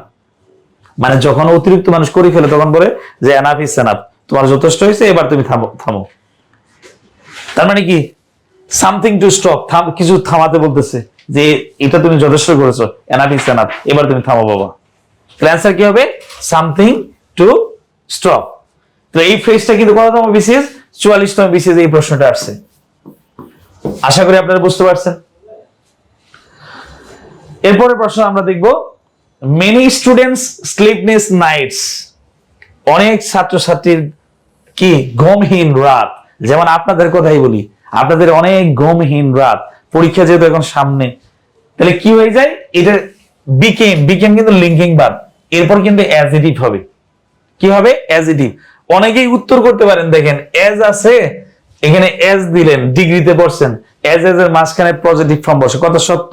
কিন্তু এখানে কিন্তু ফ্রিকুয়েন্টলি শব্দটা হবে না, কারণ বিকেম মানে লিঙ্কিং ভার্ব, এরপর অ্যাডজেক্টিভ হবে। আপনারা জানেন, আমরা লেকচার 4 এ পড়িয়েছি, লিঙ্কিং ভার্বের পর কি হয়? অ্যাডজেক্টিভ হয়। লিঙ্কিং ভার্ব প্লাস অ্যাডজেক্টিভ হবে। তার মানে এই শব্দটা আসতেছে না, এজ এর সাথে এজ যাচ্ছে না, এজ এর সাথে এজ যাচ্ছে না। আর সো এস বসে নেগেটিভ বাক্যে, এই বাক্যটা যদি নেগেটিভ নয় এটাও যাচ্ছে না, আপাতত যাচ্ছে না। তাহলে অ্যান্সার কোনটা? মোর ফ্রিকুয়েন্টলি, মোর ফ্রিকুয়েন্ট। তাহলে এই যে ফ্রিকুয়েন্টলি অ্যাডভার্ব যাচ্ছে না, তার মানে এই অ্যাডভার্বটা হবে না, এটা হবে না। কয়টা এমনিতেই বাদ? তিনটা দেখেন এমনিতেই বাদ, কারণ এই বিকাম হচ্ছে linking verb. He became president বলেন, সে প্রেসিডেন্ট হয়েছে, হয় এরপর নাউন আনতে হবে না অ্যাডজেক্টিভ আনতে হবে। হি বিকেম অ্যাক্টিভ, সে কি হয়েছে? কর্মঠ হয়েছে। আমি জাগ্রত হওয়া, এরকম হওয়া অর্থে জাগ্রত হয়ে অ্যাডজেক্টিভ আনতে হবে না নাউন আনতে হবে। দেখেন তার মানে অ্যাডভার্ব এখানে আছে, এখানে আছে, এই দুইটা কি এমনিতেই বাদ, অ্যাডভার্ব হবে না, এটাও বাদ, এটাও বাদ। আর সো এস নেগেটিভ বাক্যে বসে, এখানে কি নেগেটিভ কোন সাইন আছে? নেই, তার মানে এটাও বাদ। অ্যান্সার কি? More frequent, more frequent. As the finals approached, যখন ফাইনালস মানে চূড়ান্ত পরীক্ষা চলে আসে, অ্যাপ্রোচড হাজির হয়, তখন ছাত্রছাত্রীদের ঘুমহীন কি রাতগুলো স্বাভাবিক হয়ে যায়, নিয়মিত হয়ে যায়, ফ্রিকুয়েন্ট হয়ে যায়, প্রায় নিয়মিত হয়ে যায়। আশা করি প্রশ্নের উত্তরটা বুঝতে পারছেন। আমার পরের প্রশ্ন চলে যাচ্ছি। Is the government grant of exclusive right to make and sell something, কোনো কিছু ক্রয় বিক্রয় করার জন্য গভর্নমেন্টের একটা গ্রান্ট, অনুমোদন কি বলা হয়? ক্রয় বিক্রয়ের জন্য ল্যাটেন মানে গুপ্ত, লুকায়িত, প্যাটার্ন মানে নকশা, হ্যাঁ প্যাটার্ন। আর প্যাটার্নাল মানে পিতৃদান, এটা হবে না। তার মানে এই প্যাটেন্ট, আমরা দেখেন যারা কমার্সে পড়েন তারা জানার কথা, প্যাটেন্ট নিয়ে আলোচনা করি অনেকগুলো, আমাদের দেখবেন প্যাটেন্ট। ওই যে জিআই পণ্য দেখবেন, জিআই পণ্য বাংলাদেশে কয়টা, যারা আর্টসে পড়েন তারা কিন্তু জিকে সম্পর্কে জানেন। জিআই পণ্য, এই জিআই পণ্যের জন্য আপনাদের যে এই জিনিসটা যে আপনার, এটার জন্য একটা প্যাটেন্টের অনুমোদন লাগে। সরকার কি প্যাটেন্টের জন্য আবেদন করে, যেটা আমার দেশের পণ্য বা আমার অঞ্চলের পণ্য, এটার জন্য একটা অনুমোদন, যে সরকারি অনুমোদন, তাকে প্যাটেন্ট বলা হয়, প্যাটেন্ট বলা হয়। তাহলে আশা করে বুঝতে পারছেন, এটা যারা জিকে ভালো জানেন বা কমার্সে পড়েন তারা সবাই এই প্রশ্নের উত্তর পারার কথা। আমার পরের প্রশ্ন চলে যাচ্ছি। Words inscribed on a tomb is an, এই প্রশ্নটা বি ইউনিটে বি ডি প্লাস বিসিএস কয়েকবার আসছে প্রশ্নটা, রিসেন্ট সাম্প্রতিক সময় 2 বছর আগে, যে কবরের উপর হ্যাঁ খোদাই করা কাজকে কি বলা হয়? এপিটাফ বলা হয়। কি বলা হয়? Epitaph, epitaph. কবরের উপর যে কাজ করে তা এপিটাফ। এই ওয়ার্ড গুলো এক কথায় প্রকাশ, ই দিয়ে আমাদের লেকচার দেখবেন, ই দিয়ে যেখানে আছে, এই এপিটাফ শব্দটা অনেক জায়গায় আছে, আমাদের কোশ্চেন ব্যাংকে আছে, লেকচার শিটে আছে, ইভেন ভোকাবুলারি শিটেও আছে। এই প্রশ্নটা কিন্তু সহজ ছিল। আমরা পরের প্রশ্ন চলে যাচ্ছি। One whose attitude is eat, drink and be merry, যার ইচ্ছা দৃষ্টিভঙ্গি হচ্ছে খাও দাও মানে কি করো, ফুর্তি করো, এরকম আর কি চিন্তা ভাবনা, এরকম পার্সনকে কি বলা হয়? এপিকুরিয়ান বলা হয়, এপিকুরিয়ান বলা হয়। এই ওয়ার্ডটা কিন্তু বিসিএস এ আসছে, এটা কিন্তু বিসিএস এর প্রশ্ন, এটা 41তম বিসিএস এর প্রশ্ন। আর শুধু বিসিএস কেন, এটা বিভিন্ন জায়গাতে আসছে, এটা বিসিএস এর প্রশ্ন, এটা কি বিসিএস এর প্রশ্ন। এই জন্য আপনাদের সবসময় বলছি যে সিইউ, ডিইউ এবং বিসিএস এই তিনটাকে ফোকাস করবেন। আর যারা ভালো মার্কস এবং ফার্স্ট হতে চান তাদেরকে কি বলছি? জিএসটি, সিইউ, ডিইউ আর কি বিসিএস এর প্রশ্নগুলো পড়বেন। আমি কিন্তু ক্লাসে বারবার সাজেশনমূলক যে লাস্টেও ক্লাস নিয়েছি, ইন্ডেক্সের যে ক্লাসগুলো আপনাদের এক্সট্রা ক্লাস দিয়েছে, ওখানেও কিন্তু এই কথাগুলো আমি বলছি। আশা করি বুঝতে পারছেন। আর ম্যাটেরিয়ালিস্টিক মানে কি? বাস্তববাদী, যে ভেবেচিন্তে মানে খাওয়া দাওয়া না, তো চিন্তা ভাবনা করে কাজ করে, খাওয়া দাওয়া না, বুঝে শুনে পরিস্থিতি বুঝে, তাকে ম্যাটেরিয়ালিস্টিক বলা হয়। সিনিক মানে নৈরাশ্যবাদী, যিনি নিরাশায় ভোগেন সবসময়। স্টোইক, যিনি ইমোশন প্রকাশ করেন না, মানে জেনারেল কথা, মানে মনের যে ব্যথা, মনের যে অনুভূতি আকাঙ্ক্ষা যিনি না প্রকাশ করে থাকেন, তাকে স্টোইক বলা হয়। এই যে এক কথায় প্রকাশ, এগুলো কিন্তু আছে আমাদের লেকচার শিটে আছে। আর এটা তো বিসিএস এর প্রশ্ন বললাম। আমার পরের প্রশ্ন চলে যাচ্ছি। Desdemona is a character in which Shakespearean play, কোন শেক্সপিয়ারিয়ান প্লের এই ডেসডিমোনা ক্যারেক্টারটা আছে? আমি শেক্সপিয়ারের 12টা ক্যারেক্টার দিয়েছিলাম লেকচার 12তে, আমাদের ইন্ডেক্সের লেকচার 12তে লেখা আছে, লেকচার শিট 12তে, ওর মধ্যে শেক্সপিয়ারের 10টা-12টা ক্যারেক্টার দিছি। আপনারা দেখবেন আজকে গিয়ে মিলে কিনা। আমাদের লেকচার 12-এ আছে, এটা লিটারেচার শিট, নতুন শিট করছি যে আমরা, ওখানে আছে। ওখানে শেক্সপিয়ারের মধ্যে কয়েকটা ক্যারেক্টার দিছি, এর মধ্যে একটা ডেসডিমোনা আছে। যেমন ম্যাকবেথ, এর একটা লেডি ম্যাকবেথ হচ্ছে এর ক্যারেক্টার, ম্যাকবেথের কি নায়িকা লেডি ম্যাকবেথ। অথেলো, এই অথেলোর কি হচ্ছে কি? ডেসডিমোনা। অথেলোর নায়িকা কে ছিল? ডেসডেমোনা। আর হ্যামলেট, হ্যামলেটের নাকি কিন্তু এটা কিন্তু গতবার বি ইউনিটে আসছো, অফিলিয়া। এই হ্যামলেট যারা কোশ্চেন ব্যাংক পড়ছেন ওখানে ব্যাখ্যা দিয়েছি, কিছু ক্যারেক্টার দিয়েছি। গতবার দেখবেন হ্যামলেট আসছিল, হ্যামলেট হচ্ছে অফিলিয়ার কি ক্যারেক্টার, মানে হ্যামলেটের ক্যারেক্টার কি অফিলিয়া, তাহলে হ্যামলেটের নাকি কে অফিলিয়া, হ্যামলেটের নাকি কে অফিলিয়া। তারপর দেখেন এই যে কিং লিয়ার, কিং লিয়ারের মধ্যে কিং লিয়ার হচ্ছে রাজা, এর 3 মেয়ে ছিল, কর্ডেলিয়া, গনারিয়া এবং রিগান, এই 3জন মেয়ে ছিল, মেয়ে ক্যারেক্টার ছিল, ফিমেল ক্যারেক্টার। এগুলো কিন্তু আমরা বিস্তারিত বাদ দেখবেন লেকচার 12-তে হালকার মধ্যে সংক্ষিপ্ত আকারে ব্যাখ্যা করছি। এই প্রশ্নগুলো কিন্তু সহজ। আমার পরের প্রশ্ন চলে যাচ্ছি। শুধু পেয়ার, পেয়ার মানে এখানে হচ্ছে আপনার সিমিলারিটি, হ্যাঁ সিমিলার রিলেশনশিপ, মানে এটাকে বলে অ্যানালজি, অ্যানালজি প্রকাশ করতে হবে। দেখেন এই প্রশ্নটা কয়েক জায়গায় আছে, এটা দিতে আছে সিইউল কমন প্রশ্ন, সিইউল প্রিভিয়াস ইয়ার। সেডেটিভ আর হ্যাঁ ড্রাউজিনেস, এই সেডেটিভের একটা ধরন হচ্ছে ড্রাউজিনেস, এটার ফলে ড্রাউজিনেস ঘটে, তন্দ্রা আসে। সেডেটিভ, এটার ফলে আমরা যখন সেডেটিভ হবেন, বিষণ্ণ হবেন, তখন তন্দ্রা আসবে। আসসালামু আলাইকুম স্যার, আমি 1 মিনিট পরে ফোন দিই স্যার, আমি লাইভে আছি তো। হ্যাঁ 1 মিনিট পরে ফোন দিব।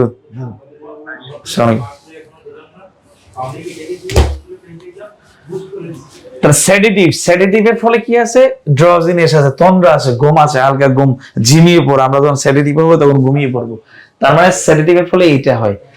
এবার দেখেন ভ্যাকসিনের ফলে কি ভাইরাস হয় না, ভ্যাকসিনের ফলে কিন্তু ভাইরাস হয় না, এটা এমনি হবে না। এই এপিডেমিক আর কন্টাজিনাস দুইটাই ছোঁয়াচে রোগ, এটা ছোঁয়াচে রোগ, এটাও হবে না।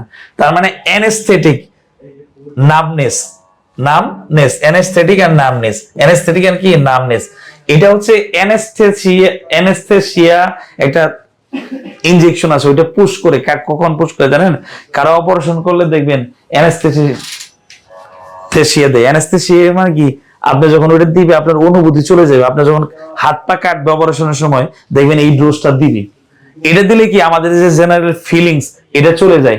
নামনেস মানে কি, loss of feelings, loss of feelings, loss of emotion, আবেগ অনুভূতি যখন চলে যায়, আপনার যখন ফিলিংস কাজ করে না, শরীরের কোনো অংশ কাজ করবে না, আমরা যাই কিছু হোক ওই ফিলিংস থাকবে না, হারিয়ে ফেলবেন, লস অফ ফিলিংস। তাহলে হ্যাঁ অ্যানেস্থেটিক, নামনেস, এটার একটা রূপ হচ্ছে কি, এই দুইটা সিমিলার, এটার ফলে এটা ঘটে। ঠিক সেডেটিভের ফলে যেমন ড্রাউজিনেস আসে, এটার ফলে কি চলে আসে, অনুভূতি হারিয়ে যায় এটা দেওয়ার ফলে। তার মানে দুইটার কাজ হচ্ছে অনুভূতি হারানো, আর এই দুইটার কাজ হচ্ছে কি ঘুমিয়ে পড়া। আশা করি বুঝতে পারছেন। আমরা পরের প্রশ্ন চলে যাচ্ছি। দেখেন মেডিসিন হেলথ, মেডিসিন হেলথ, এই মেডিসিনটা হেলথের সাথে কি রিলেটেড। এবার খেয়াল করেন সায়েন্স এক্সপেরিমেন্ট, সায়েন্স এক্সপেরিমেন্ট, এটা কি সায়েন্স এক্সপেরিমেন্টের সাথে রিলেটেড না এক্সপেরিমেন্ট সায়েন্সের সাথে রিলেটেড। এখানে কিন্তু ব্রডার ধারণা কি জান, দেখেন মেডিসিন, মেডিসিন ব্রড হচ্ছে কি হেলথ, এই হেলথ ঠিক রাখার জন্য আমরা মেডিসিন কি ইউজ করি, ঠিক সায়েন্সকে প্রমাণ করার জন্য কিন্তু আমরা এক্সপেরিমেন্ট করি। এটা যদি আগে থাকতো তাহলে একটা হওয়ার সম্ভাবনা থাকতো আর কি, সিমিলারিটি, যে আমরা সায়েন্সকে প্রুভ করার জন্য কি করি, এক্সপেরিমেন্ট করি, এটা আগে থাকতো। ঠিক মেডিসিন কেন, হেলথ ঠিক রাখার জন্য করি, তার মানে এটার সাথে মিল নেই। ওয়েলথ আর পিস, সম্পদ আর শান্তি, সিমিলার, এটা সিমিলার। মানি, হ্যাপিনেস, এগুলো দেখেন সিমিলার। দেখেন এবার দেখেন এডুকেশন, এই যে জ্ঞান অর্জনের জন্য আমরা কি করি, এডুকেশন করি, মানে নলেজ অর্জনের একটা অংশ হচ্ছে কি ফ্যামিলি হতে পারে, এডুকেশন, শিক্ষার মাধ্যমে আমরা নলেজ অর্জন করি, কারো কাছ থেকে কোনো কিছু দেখার মাধ্যমে, হ্যাঁ সিইং এর মাধ্যমে কি করি, জ্ঞান অর্জন করি। তার মানে এডুকেশনটা নলেজের সাথে কি রিলেটেড, মেডিসিনটা যেমন হেলথের সাথে রিলেটেড, এডুকেশনটা কি নলেজের সাথে রিলেটেড। তাহলে হেলথ ঠিক রাখার জন্য আমরা যখন মেডিসিন ইউজ করি, তাহলে জ্ঞান অর্জনের জন্য আমরা কি করি, এডুকেশন কি করি, অর্জন করি। আশা করি বুঝতে পারছেন। তাহলে 30টা প্রশ্ন দিয়েছে আজকের প্রশ্নে, এগুলো কিন্তু কঠিন বলা যাবে না। এই যে প্যাসেজের 7টা প্রশ্ন ছিল, এগুলো খুবই কিন্তু সহজ ছিল, যারা একটু বুদ্ধিমান বা বুদ্ধিমতী তারা পারার কথা। এই জন্য চোখ কান খোলা রেখে পরীক্ষা দিবেন, এরপরে পরীক্ষা যাতে কাজে আসে। সবাই ভালো থাকবেন, আল্লাহ হাফেজ, আসসালামু আলাইকুম। একটু জানা ছিল, সেটা হচ্ছে সামনে যেহেতু কালকের দিন পর বি ইউনিট, বি2 পরীক্ষা, এরপর ডি এর পরীক্ষা, আসলে এই কোশ্চেন যেটা আপনি সলিউশন করেছেন এই 30টা কোশ্চেন আসলে মানে গ্রামারের কোন পার্ট গুলো বেশি ইম্পর্টেন্ট পরে? গ্রামার ধরেন না, এখানে কাউন্টেবল আনকাউন্টেবল নাউন থেকে আসছে, রিলেটিভ প্রোনাউন থেকে আসছে, তারপরে আপনার দেখেন ওই গ্রামার কন্ডিশনাল সেন্টেন্স থেকে আসছে। এইগুলো মোটামুটি আপনার আমাদের যে গ্রামার আছে আমরা এগুলো ধরে দিয়েছি, তো গ্রামার এগুলো সম্পর্কে আলোচনা করছি। আর কিছু এখানে লিটারেচার আছে, তো শুধু গ্রামার আসে না, এখানে লিটারেচার আছে। তারপরে ধরেন এই যে এটা ওই ভার্ব সম্পর্কে আমরা 5 নাম্বার লেকচার বলছি, বিভিন্ন ভার্ব খুবই ইম্পর্টেন্ট, যেমন পজিটিভ ভার্ব, লিঙ্কিং ভার্ব, এরপর হচ্ছে কি মোডাল ভার্ব, এই যে ভার্ব নিয়ে একটা প্রশ্ন আসছে।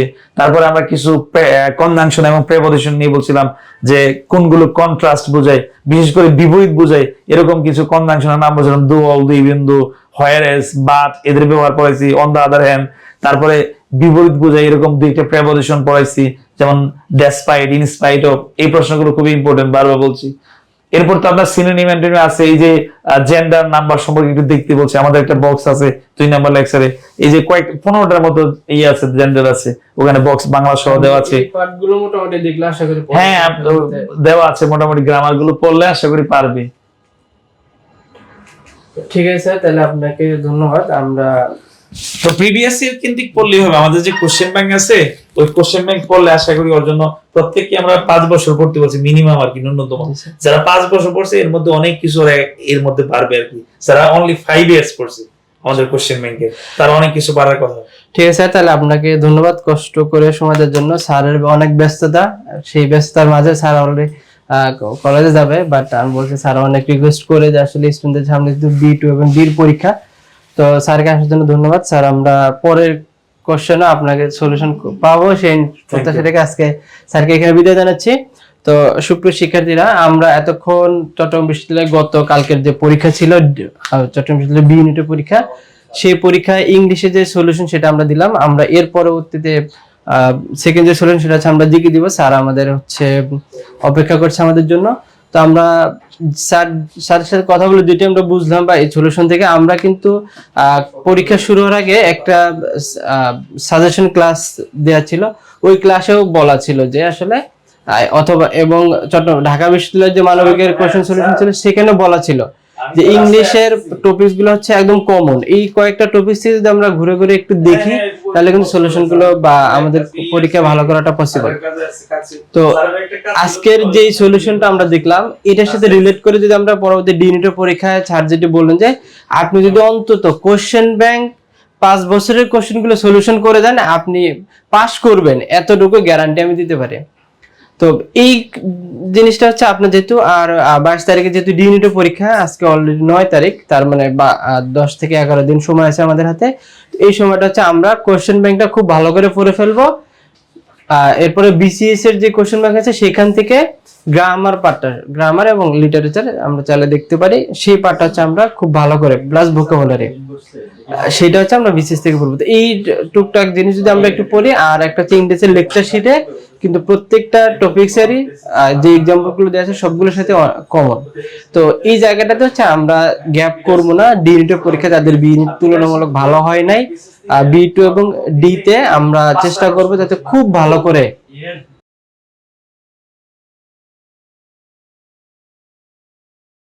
তারপর হচ্ছে কবি পরিচিতি, এরপর হচ্ছে গল্প পরিচিতি, আর হচ্ছে কবিতার লাইন বা হচ্ছে একদম ভিতর থেকে কোন একটা শব্দের অর্থ, এরকম করে কোশ্চেন গুলো হয়। তো আমরা হচ্ছে কালকের কোশ্চেনটা যদি দেখি ওই টাইপের কোশ্চেন গুলো কিন্তু আসছে, এখানে খুব কঠিন আসছে ব্যাপারটা এরকম না। যারা একটু টুকটাক পড়াশোনা করে গেছেন তাদের জন্য এই কোশ্চেন গুলো তেমন একটা কঠিন না। যেমন প্রথম যে কোশ্চেনটা ছিল যে কবর কবিতার পংক্তি কয়টি। এখন কথা হচ্ছে এই যে পংক্তি, এই জিনিসটা আসলে কি? পংক্তিটা হচ্ছে কবিতার লাইন, লাইন এটা হচ্ছে একটা সমার্থক শব্দ, তাহলে পংক্তির মানে হচ্ছে লাইন। এখন আমি যদি গল্প বা কবিতা বিশেষ করে আমি তখন বলছিলাম যে কবিতার লাইন তুলে দেয়, লাইনের আগে পরে তুলে দেয়, তারপর হচ্ছে এই টাইপের জিনিসগুলো হচ্ছে বেশি আসে। তো এইখানে হচ্ছে আমরা যদি এটাকে যারা পড়ে গেছি, বিশেষ করে যারা কবিতার লাইনগুলো খুব ভালো করে পড়ে গেছি তাদের কাছে এই জিনিসটা পাওয়াটা সহজ। এটা একটা আনকমন জিনিস যে মানে যদি এখানে আমাকে ডিরেক্টলি বলতো কবিতার লাইন কয়টি, তাহলে কিন্তু এটা আমার কাছে সহজ মনে হতো, কিন্তু কবিতার লাইন না বলার কারণে এটা আমার কাছে কি হয়, কঠিন মনে হয়। তো এখানে কবর কবিতায় কয়টা লাইন ছিল, এটা হচ্ছে যারা আমরা পড়েছি তারা জানি। তবে এখান থেকে আর যেটা ইম্পর্টেন্ট সেটা হচ্ছে পরবর্তী যে পরীক্ষা ডি ইউনিট অথবা B2 পরীক্ষার জন্য আপনার হচ্ছে কবিতার লাইনের আগে পরে যে লাইনগুলো আছে সেইটা একটু পড়ে যাবেন ভালো করে। কবর কবিতা হচ্ছে ওইখানে তো দাদির কবর, ডালিম গাছের তলে, 30 বছর ভিজে রেখেছি 2 নয়নের জলে। এই যে লাইনের আগে পরে যে লাইনগুলো, এই লাইনগুলো একটু আপনারা কে দেখে যাবেন।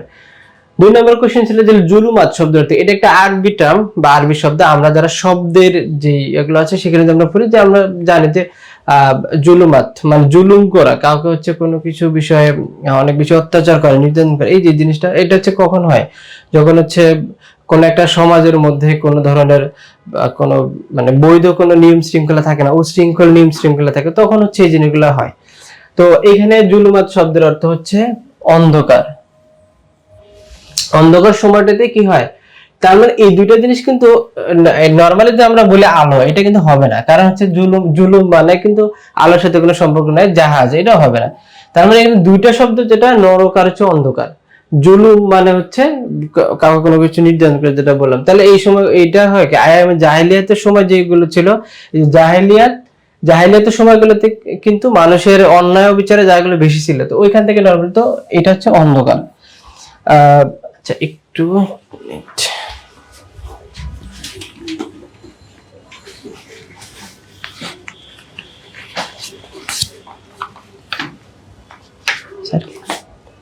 কি সেটা, কোন গল্প এটা? সেলিনা হোসেনের একটি গল্প হাসি গান। এখানে মূল চরিত্র ছিল চাপরাশি বা দপ্তরি। সে মানুষকে বলবো হাসি গান এমনটা। সেলিনা হোসেনের একটি গল্প আছে হাসি গান, সেখানের গল্পের মূল চরিত্র ছিল দপ্তরি, তাদেরকে চাপরাশি বলে, সে মানুষকে বলতে হাসি গান। মানে আচ্ছা সরি। তো তাহলে এটা হচ্ছে কমন একটা ব্যাপার, এবং এই শব্দগুলো কিন্তু আমাদের সাথে পরিচিত। 3 নাম্বার যে শব্দ, সেটা 18 বছর বয়স কবির কোন ছন্দে রচিত। 18 বছর বয়স যদি আমরা একটু দেখি, তাহলে হচ্ছে আমরা হচ্ছে জানি 3টা ছন্দ থাকে নরমালি, 3টা ছন্দ। একটা হচ্ছে যে অক্ষরবৃত্ত, 2 নম্বরটা হচ্ছে মাত্রাবৃন্দ, 3 নম্বরটা হচ্ছে স্বরবৃত্ত। স্বরবৃত্ত, এই তিনটার প্রকারভেদটা হচ্ছে আপনারা ছাড়া খুব ক্লাসে ভালো করে পড়িয়েছে, আমরা এখানে আর তেমন নিয়ে যাবো না। তার মানে অক্ষরবৃত্ত, মাত্রাবৃত্ত আর হচ্ছে স্বরবৃত্ত, এই 3টা হচ্ছে বেশি ইম্পর্টেন্ট। অমৃতাক্ষর পয়ার, অমৃতাক্ষর পয়ার, এই দুইটা মিলে হচ্ছে একটা অমৃতাক্ষর পয়ার একটা ছন্দ। তো এখানে 18 বছর বয়স আছে মাত্রাবৃত্ত ছন্দ। এই মাত্রাবৃত্ত ছন্দের একটা হচ্ছে যে এখানে 4 5 6 7 এই ফরম্যাটে হচ্ছে কি হয়, কবিতাটা রচিত হয়। তাহলে এই যে ব্যাখ্যাটা, এটা হচ্ছে ক্লাসে যখন স্যারা পড়াইছে তখন এটা কিন্তু অক্ষরবৃত্ত ছন্দ কাকে বলে, মাত্রাবৃত্ত ছন্দ কাকে বলে, স্বরবৃত্ত কাকে বলে, পয়ার কাকে বলে, অমৃতাক্ষর ছন্দ কাকে বলে, এগুলো কিন্তু হচ্ছে কি খুব সুন্দর করে দেয়া আছে। তাহলে এটাও কমন একটা কোশ্চেন, এবং আমরা বিভিন্ন পরীক্ষাগুলোতে কিন্তু ক্লাস টেস্ট, তারপর হচ্ছে সাপ্তাহিক টেস্ট, এই কোশ্চেন, এই পরীক্ষাগুলোতে এই কোশ্চেনগুলো ছিল। 4 নম্বর যেটা, সেটা হচ্ছে চোখ খোলা রাখা। চোখ খোলা রাখা মানে হচ্ছে আমরা অনেক সময় যখন কোনো কাজ করতে যাই তখন আমরা এটা বলি, এটা কমন শব্দ যে চোখ খোলা রেখে কাজ করো, কান চোখ খোলা রেখে কাজ করো। তার মানে কি, কান চোখ খোলা রাখা মানে হচ্ছে সতর্ক থাকা। এটা হচ্ছে আমরা যদি মাসি পিসি গল্পের মধ্যে তাকাই, ওইখানে কিন্তু দেয়া আছে যে ওই যে যখন মাসি এবং পিসি সে হচ্ছে কোন একটা রাতে তারা তাদের বাড়িতে আক্রমণ করে এরকম একটা সম্ভাবনা তারা দেখে, তখন হচ্ছে তারা বলে যে আজকে আমাদেরকে কান চোখ খোলা রেখে থাকতে হবে। তো এই যে কান চোখ খোলা রাখা মানে হচ্ছে কি, সতর্ক থাকা। তার মানে এটা সঠিক আনসার হচ্ছে কি ডি। এখানে কিন্তু দেখেন যদি একটু বলে যে চোখ খোলা রাখা মানে এটা যেটা বললাম, একদিকে তাকিয়ে না থাকে, এটা কিন্তু অটোমেটিকলি কাটা যাচ্ছে, ভালোভাবে তাকানো এটাও অটোমেটিক কেটে যাচ্ছে। 2টা কোশ্চেন, যেটা হচ্ছে জেগে থাকা আর হচ্ছে সতর্ক থাকা। তাহলে জেগে থাকা আর সতর্ক থাকার মধ্যে কিন্তু পার্থক্য আছে। জেগে থাকাটা হচ্ছে আপনি নরমালি আমরা হচ্ছে রাতে জাগলাম, আর সতর্ক থাকা হচ্ছে সব দিকে আমার হচ্ছে কি অবস্থা বিবেচনা করে এটা মানে ওই জিনিসটা সম্পর্কে আমার আরো বেশি কনসার্ন থাকা, আরো বেশি সজাগ থাকা। তাহলে সেটা হচ্ছে সতর্ক থাকার আমাদের হচ্ছে অর্থটা বহন করে। তারপর চোখ খোলা রাখা মানে হচ্ছে এখানে আর একটা যদি দিত, চোখের সাথে কান চোখ কান খোলা রেখে চলাফেরা করা বা চোখ কান খোলা রেখে পড়াশোনা করা, তাহলে হচ্ছে আমাদের এটা বুঝতে সহজ যে ওরা একটু টেকনিক্যালি কানটা হচ্ছে তারা কে মিসিং করে দিয়েছে। তাহলে এটা হচ্ছে কমন একটা শব্দ। তাহলে এখানে আমরা যেটা দেখলাম যে আপনাকে হচ্ছে এটা অন কাইন্ড অফ বাগধারার মধ্যে পড়ে। তাহলে বাগধারাগুলো আপনি যদি খুব ভালো করে পড়েন, আমরা সলিউশন ক্লাসে বলছিলাম যে যে ভোকাবুলারি পার্ট বা মুখস্থ পার্টটা আছে সেখানে বাগধারাটা হচ্ছে আমাদের জন্য কি অনেক বেশি ইম্পর্টেন্ট। তার মানে ডি বা B2 তে গিয়ে আপনারা বাগধারা থেকে একটা কোশ্চেন 100% পাবেন। তার মানে 9-10 এর যে ব্যাকরণটা আছে আমরা বলছিলাম পুরাতন ব্যাকরণ থেকে, 9-10 এর নবম দশম শ্রেণীর পুরাতন ব্যাকরণ,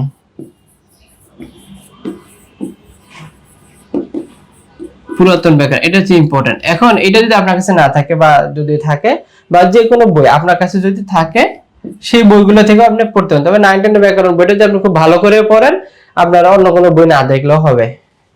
4 নাম্বার যেটা, রদা কে ছিলেন? রদা হচ্ছে একজন ভাস্কর্য শিল্পী। তিনি হচ্ছে ভাস্কর্য বানায়, তিনি হচ্ছে ফরাসির একজন ভাস্কর্য শিল্পী আর কি। তো এটা হচ্ছে আমাদের এটা সাধারণ জ্ঞানের মধ্যে আছে অথবা সাহিত্য পাঠের মধ্যে যদি আমরা যাই সেখানে হচ্ছে বিভিন্ন চিত্রশিল্পী, সঙ্গীত শিল্পী, বিশেষ করে চিত্রশিল্পীটাই কিন্তু বেশি আসে, যেমন Vasco da Gama, Leonardo da Vinci. তো এরকম যারা চিত্রশিল্পী আছে চিত্রশিল্পীটাই নরমালি হচ্ছে বেশি আসে। বাংলাদেশে যারা আছে জয়নুল আবেদিন সহ কামরুল হাসান এরকম যারা আছে তাদের সেইগুলো হচ্ছে আপনাকে খুব ভালো করে পড়বেন। 6 নম্বর যেটা, বাংলা যেমন প্রাচীনতম আইন কোন দেশে প্রচলিত ছিল? এখন দেখেন পৃথিবীতে বাংলা যে ভাষাটা এটা কিন্তু একটা জায়গায় ব্যবহৃত হয়, সেটা হচ্ছে ভারতীয় উপমহাদেশটাতে। এইটা হচ্ছে যদি আমরা একটু টেকনিক্যালি চিন্তা করতাম তাহলে কোশ্চেনটা যারা যদি কারো ভুল হয় তাহলে সেটা তার টেকনিক্যালি চিন্তা না করার কারণে ভুলটা হবে, আর যাদের হওয়ার তাদের সবারই হওয়ার কথা। এখানে দেখেন যে প্রাচীন যে ভাষাটা সেটার উৎসটা হচ্ছে কোথায়? বাংলাটা হচ্ছে বললাম ভারতীয় উপমহাদেশটা কিন্তু বেশি। তো এখানে আমরা হচ্ছে এটা আসলে আর অন্য কোথাও চিন্তা করার সুযোগ নেই। গ্রিস তারপর ইরাক, মিশর এগুলোতে বাংলা তারা কি জানতো না, এখন মানুষ যাওয়ার পরে না জানে। তো এটা হচ্ছে আমরা একটাই অপশন পেই, সেটা হচ্ছে ভারত। তার মানে হচ্ছে এখানে ভারতটাই হচ্ছে যদি কেউ একবার চিন্তা করে সেটা হবে যে প্রাচীন বাংলার প্রাচীন উৎস কোথায়, এটা হচ্ছে ভারত। কোনটি বাগধারা? ওই যেটা বললাম যে বাগধারাটা হচ্ছে আপনার জন্য ইম্পর্টেন্ট। তার মানে আমরা আগে একটা পাইছি হচ্ছে সেটা প্র্যাকটিক্যালি প্রয়োগ, আর এখানে হচ্ছে কোনটা দিয়ে দিছে। এখানে দেখেন কিং কর্তব্য বিমূঢ় এই শব্দটা বা এই শব্দটা যদি আমরা একটু চিন্তা করি এটা কি বাগধারা? কিং কর্তব্য হচ্ছে কোনো কিছু থেকে হতবিম্বল হয়ে যাওয়া, মানে হচ্ছে আমি একটা ভ্যাবাচাকে খেয়ে যাওয়া, এটা কিন্তু বাগধারা না। অহরাত্র এটা হচ্ছে একটা সন্ধি বিচ্ছেদের ভাব, অহযোগ রাত্র, অহরাত্র এটা কিন্তু সন্ধি বিচ্ছেদ, এটা কিন্তু বাগধারা না। ভবনদী, ভব মানে হচ্ছে ঘর, আর নদী মানে হচ্ছে একটা প্রবাহিত পানির প্রবাহ ধারা যেটা সেটাকে হচ্ছে নদী বলে। তার মানে ঘর আর হচ্ছে এটা প্রবাহিত পানি। তার মানে হচ্ছে পানি যে জায়গাগুলো দিয়ে প্রবাহিত হয় সেটাকে হচ্ছে আমরা কি নদী বলি, বা ঘরের মধ্যে ঘরের মধ্যে দিয়ে পানির মধ্যে সেটা হচ্ছে নদী। তো ভব নদী এটাও হবে না।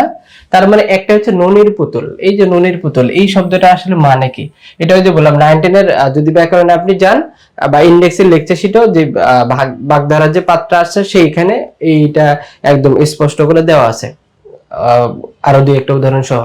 তো ননির পুতুলটা হচ্ছে অতি আদরের দুলাল আর কি, বা অতি আদরের সন্তান যে হচ্ছে অনেক বেশি কি অনেক আদর পায়, অতি আদরের ব্যক্তি, সেটা হচ্ছে ননির পুতুল। হ্যাঁ, এটাকে আরেকটা বলে এটা হচ্ছে অতি আদরের, অতি আদরের সন্তান। এটা হচ্ছে আমাদের এরকম অনেকে আছে যারা হচ্ছে অনেক আদরে, আমি ইন্টার পড়ি বা হচ্ছে অ্যাডমিশন দিব, আমার গ্লাসে পানিটু আমার বাবা ঢেলে দিতে হয়। এই যে মানে এত আদিক্ষেতা টাইপের যে মানুষগুলো তাদেরকে ননির পুতুল বলা হয়। এটার আর একটা সুন্দরী আছে খোদার খাসি, খোদার খাসি, খোদার খাসি এটার মানে কি? এটা মানে যারা জানেন তারা কমেন্টসে লিখেন, আর যারা জানে না তারা শিখে নেবেন। আমি চাইলে পারলে শেষে বলে দিব, কেমন? খোদার খাসি, এটা ঢাকা ইউনিভার্সিটিতে আসা একটা প্রশ্ন, খোদার খাসি কাকে বলে? ঠিক আছে, এটা হচ্ছে খাসি কাকে বলা হয়। যাই হোক, তো খোদার খাসি যারা জানেন তারা লিখে দেন, আর যারা জানেন না তারা যারা লিখবে তাদের থেকে দেখে নেন। ঠিক আছে, আমি এখন বলতেছি না। 8 নম্বর যেটা নত্য বিধান সত্য বিধান, আমরা বলছিলাম যে নত্য বিধান সত্য বিধান থেকে আপনার একটা কোশ্চেন আসবে। ওই যে একটা ছন্দ আছে নত্য বিধান সত্য বিধানের, যে চাণক্য মাণিক্য গণ বাণিজ্য লবণ বন বিনুবিনা কঙ্কিন কণিকা, এই যে ছন্দটা, এই ছন্দটা যারা মুখস্থ করে ফেলছেন তাদের জন্য এই জিনিসগুলো অনেক বেশি সহজ। আর একটা হচ্ছে আমরা জানি যে শুধুমাত্র বিদেশি শব্দে কি হয়, ঋষিকার হয়, বা হচ্ছে তৎসম শব্দ যেটা সেখানে হচ্ছে কি হয়, মূর্ধন্য হয়। বাকি যে শব্দগুলো আছে সেখানে হচ্ছে দন্ত ন হয়। তাহলে এখানে দেশি শব্দ, খাঁটি বাংলা শব্দ দুইটাই কিন্তু সেম, দুইটা জিনিসই সেম। তদ্ভবটা হচ্ছে যে ওই সংস্কৃতের কাছাকাছি, এটাও কিন্তু অরিজিনালি সংস্কৃত শব্দ না। তার মানে একটাই শব্দ যেটা হচ্ছে একদম কমন কোশ্চেন। এটা হচ্ছে যে ক্লাস 2, 3, 4, 5 এর বাচ্চারা হচ্ছে কি পারে, এই শব্দটা পারে, বা এটা হচ্ছে তারা জানে। তো এই হচ্ছে ব্যাপার। তাহলে এখানে নত্য বিধান সত্য বিধান থেকে আমি যে বললাম যে একটা ছক করে দেওয়া আছে, যে চাণক্য মাণিক্যগণ, চাণক্য মাণিক্যগণ বিনুবিনা বাণিজ্য লবণ বন বিনুবিনা কঙ্কন কণিকা আপন লবণ বনুতে পানি, এরকম যে ছন্দটা আছে সেই ছন্দটা হচ্ছে আপনারা খুব কি 9, 10 ব্যাকরণ বই চক করে দেওয়া আছে, ওইটা খুব মুখস্থ করে ফেলবেন, দেখবেন যে ওখান থেকে আপনি পেয়ে গেছেন। আর নত্য বিধান সত্য বিধানের যে নিয়মগুলো দেওয়া আছে ওইখানে আপনি চাইলে দেখতে পারেন।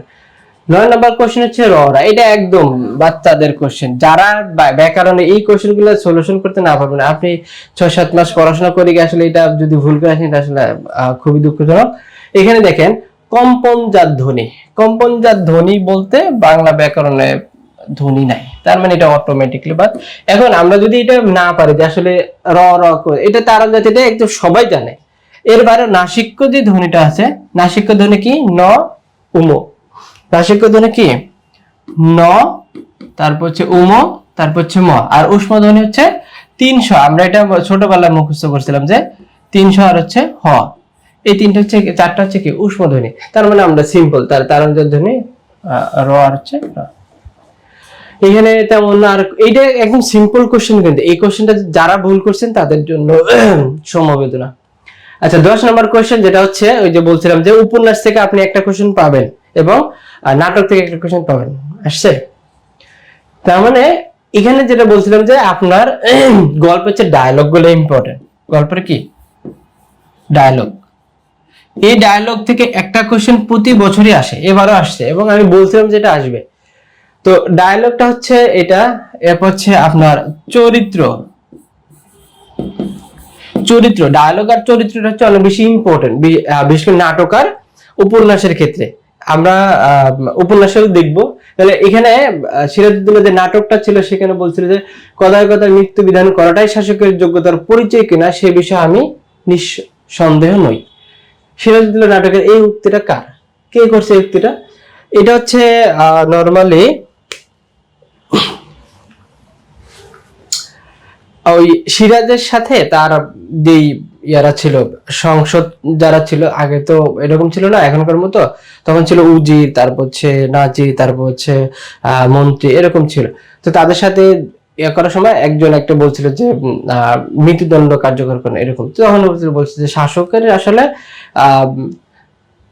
যোগ্যতার পরিচয় দিতে গেলে কথা কথা মৃত্যুদণ্ড কার্যকর করাটা আসলে এরকম কোনো বুদ্ধিমানের কাজ নাই, এটা পেরে একটাই আছে। তো এটা হচ্ছে সিরাজের একটা উক্তি। তো এইটা হচ্ছে, তাহলে এখানে আরো অনেকগুলো উক্তি আছে, মোহনলালের উক্তি আছে, কতগুলো ক্লাইভের আছে, ঘষেটি বেগমের কিছু উক্তি আছে।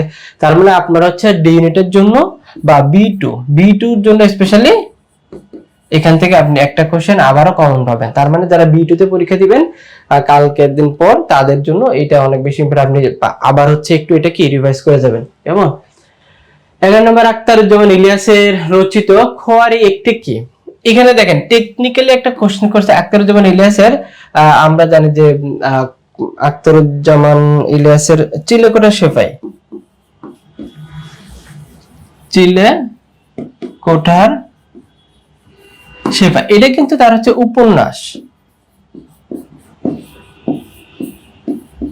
উপন্যাস, এবং এই উপন্যাসটা হচ্ছে অনেক পরীক্ষা অনেকবার আসছে, কিন্তু এখানে যেটা বলছে খোয়ারে কে, তাহলে এটা যে তার হচ্ছে গল্প গ্রন্থ হচ্ছে টোটাল 5টা, কয়টা? 5টা। খোয়ারি, তারপর হচ্ছে অন্য ঘরে দোজকের ওম, দোজকের ওম,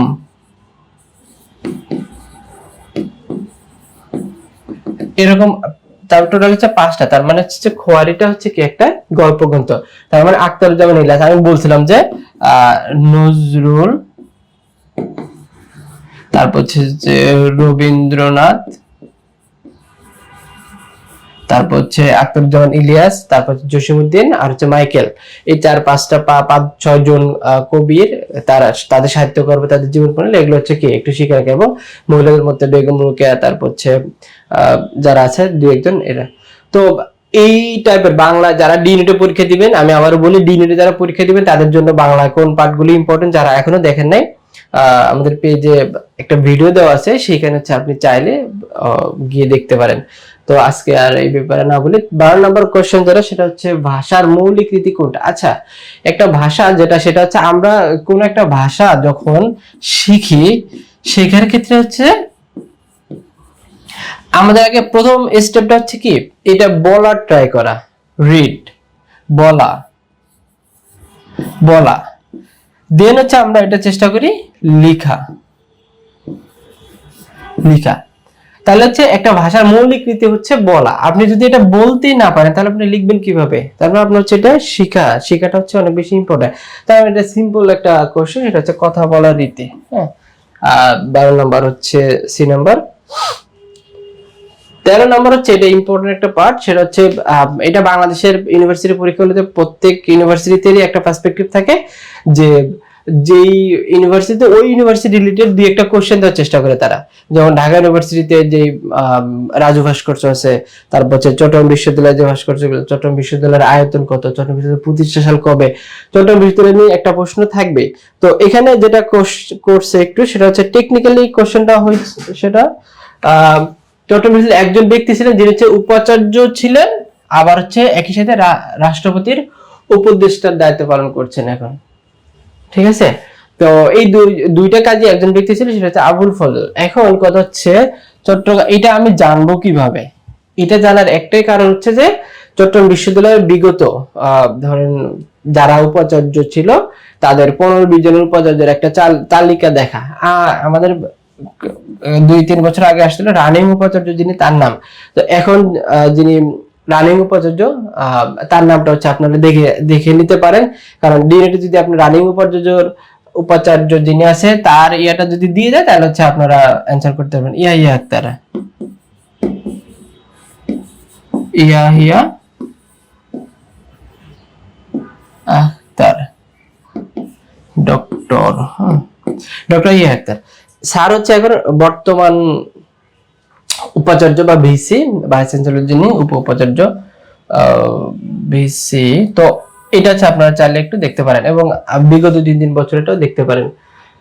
14 নম্বর যেটা সঞ্চিতা সঞ্চয়িতা, এই যে দুইটা জিনিস, সঞ্চিতা আর হচ্ছে সঞ্চয়িতা, এই জিনিসটা হচ্ছে আমার কাছে অনেক সময় কনফিউশন লাগে যে সঞ্চিতাকার সঞ্চয়িতাকার, সঞ্চিতাকার এটা যদি আমরা একটু টেকনিক্যালি জানি, যেমন সঞ্চিতা শব্দটা হচ্ছে একটু ছোট, সঞ্চয়িতা শব্দটা একটু বড়। আমরা জানি কাজী নজরুল আর হচ্ছে যে রবীন্দ্রনাথ, আর একজন হচ্ছে রবীন্দ্রনাথ, দুইজন। তো কাজী রবীন্দ্রনাথ কিন্তু কবি হিসেবে একটু বড় নজরুলের চাইতে, তারা হচ্ছে সঞ্চয়িতাটা হচ্ছে রবীন্দ্রনাথের, আর কাজী নজরুল যেহেতু একটু ছোট তার চাইতে আমাদের জাতীয় কবি শুধুমাত্র তার হচ্ছে সঞ্চিত। তার মানে এইটা যদি আমি সিকোয়েন্সটা জানি যে প্রথমটা হচ্ছে রবীন্দ্রনাথের, তাহলে এখানে প্রথমটা রবীন্দ্রনাথের, এটা অপশন আছে 2 জায়গায়, এটাও কাটা এটাও কাটা, তার মানে 2টা রবীন্দ্রনাথ কাজী নজরুল। তার মানে আমি জানি যে সঞ্চয়িতা আর সঞ্চিতা 2 জন কাজী নজরুল রবীন্দ্রনাথের, তার মানে একটা যদি রবীন্দ্রনাথের হয় আর একটা কাজী নজরুলের, তার মানে 1 আর হচ্ছে 2। তার মানে 3 নাম্বার যদি আমরা বলি রবীন্দ্রনাথ, ঠিক আছে, তার মানে এটাও কাটা। তার মানে আমার কেটে দিয়ে যদি অপশন থাকে সেটা হচ্ছে কোথায়? অপশন বি তে। তাহলে এই কোশ্চেনগুলো হচ্ছে একটু টেকনিক্যালি, আমরা তো সাহিত্যকর্ম বা এগুলো যদি আমরা একটু জানার চেষ্টা করি, তাহলে এটা একটু টেকনিক্যালি যদি আমরা দেখি, যে এটা একদম সিম্পল একটা ব্যাপার। সঞ্চয়িতা থেকে কোশ্চেন প্রতিবারই না কোনোবারে কোনো না কোনো ইউনিভার্সিটিতে থাকে। তার মানে আপনি হচ্ছে প্রিভিয়াস ইয়ারের কোশ্চেনও দেখবেন। এটা সিকোয়েন্সটা যদি একটু জানি, আবারও বলি যে সঞ্চয়িতা, যাদের মনে নেই তারা একটু মনে করবে। সঞ্চয়িতাটা হচ্ছে যে সঞ্চয়িতাটা হচ্ছে একটু বড়, রবীন্দ্রনাথ যেহেতু একটু বড় মাপের কবি, তার মানে এটা শব্দটাও বড়। সঞ্চিতাটা হচ্ছে একটু ছোট, কাজী নজরুল যেহেতু একটু ছোট মানের কবি, তার মানে এটা ছোট। তার মানে সিকোয়েন্স যদি আমরা জানি, এ ডি অটো কাটা, আর বি নাম্বার হচ্ছে বি আর সি তে দুইটা সেম অপশন, বাট দ্বিতীয় অংশে গিয়ে সতেন্দ্রনাথ দত্ত, এটা তো আমরা, তার মানে অপশন হচ্ছে বি। 15 নাম্বারটা হচ্ছে ক্রোড়পত্র। এটা নিয়ে অনেকেই অনেক জায়গায় বিভিন্ন ধরনের অ্যান্সার আমরা দেখতে পাই। তো ক্রোড়পত্র আমাদের টিচার যারা আছেন তাদের ব্যাখ্যা, তারপর হচ্ছে যারা প্রসিদ্ধ টিচার তাদের ব্যাখ্যা সহ আমরা এটা ক্রোড়পত্রের দুইটা ব্যাস বাক্য পাই। একটা সমাস নির্ণয় করার ক্ষেত্রে তার ব্যাস বাক্য জানাটা অনেক বেশি ইম্পর্টেন্ট। তো আমরা যেটা পড়ে আসছিলাম সেটা হচ্ছে এরকম ছিল যে ক্রোড়ের পত্র, আর একটা হচ্ছে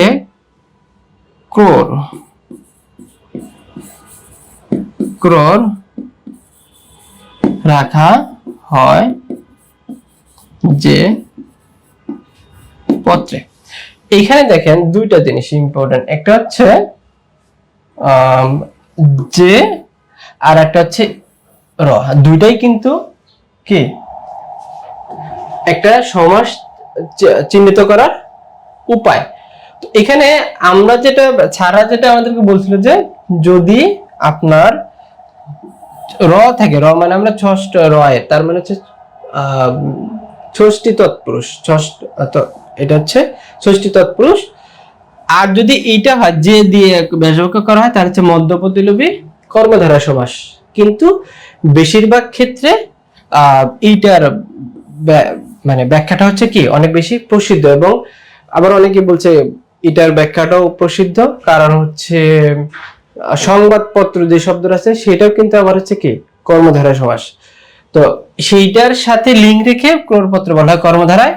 আবার ম্যাক্সিমাম টিচাররা বলতেছেন এটা হচ্ছে ষষ্ঠী তৎপুরুষ। তারা আমরা কিন্তু ব্যাখ্যা ষষ্ঠী তৎপুরুষই কি দেওয়া আছে আমাদের কোশ্চেন সলিউশন। তার মানে আমরা আপাতত এটা ষষ্ঠী তৎপুরুষটাই বেশি প্রসিদ্ধ। ওকে, তাহলে আমি দুইটা ব্যাখ্যা দিলাম। এখানে যার কাছে যেটা মনে হয় আপনারা চাইলে সেটা করতে পারেন। বাঙালির ইতিহাস বইটি লিখছেন কে? এটা হচ্ছে সাহিত্য রিলেটেড কোশ্চেন। আপনারা সাহিত্য রিলেটেড যে কোশ্চেন গুলো আছে বাংলা ইতিহাস বা হচ্ছে এই টাইপের জিনিসগুলো হচ্ছে আপনারা একটু দেখে নিবেন। সেটা হচ্ছে নিহারঞ্জন রায়। 17 নম্বর হচ্ছে অপরিচিত গল্প পেশা কি? ওই যে বলছিলাম যে গল্পের চরিত্র, দেখছেন, চরিত্র, পেশা, তারপর হচ্ছে লাইন, এই জিনিসগুলো হচ্ছে অনেক বেশি কি ইম্পর্টেন্ট। তো অনুপম গল্পের বাবার পেশা কি ছিল? সে হচ্ছে কি করতো? এখানে দুইটা, একটা হচ্ছে কল্যাণী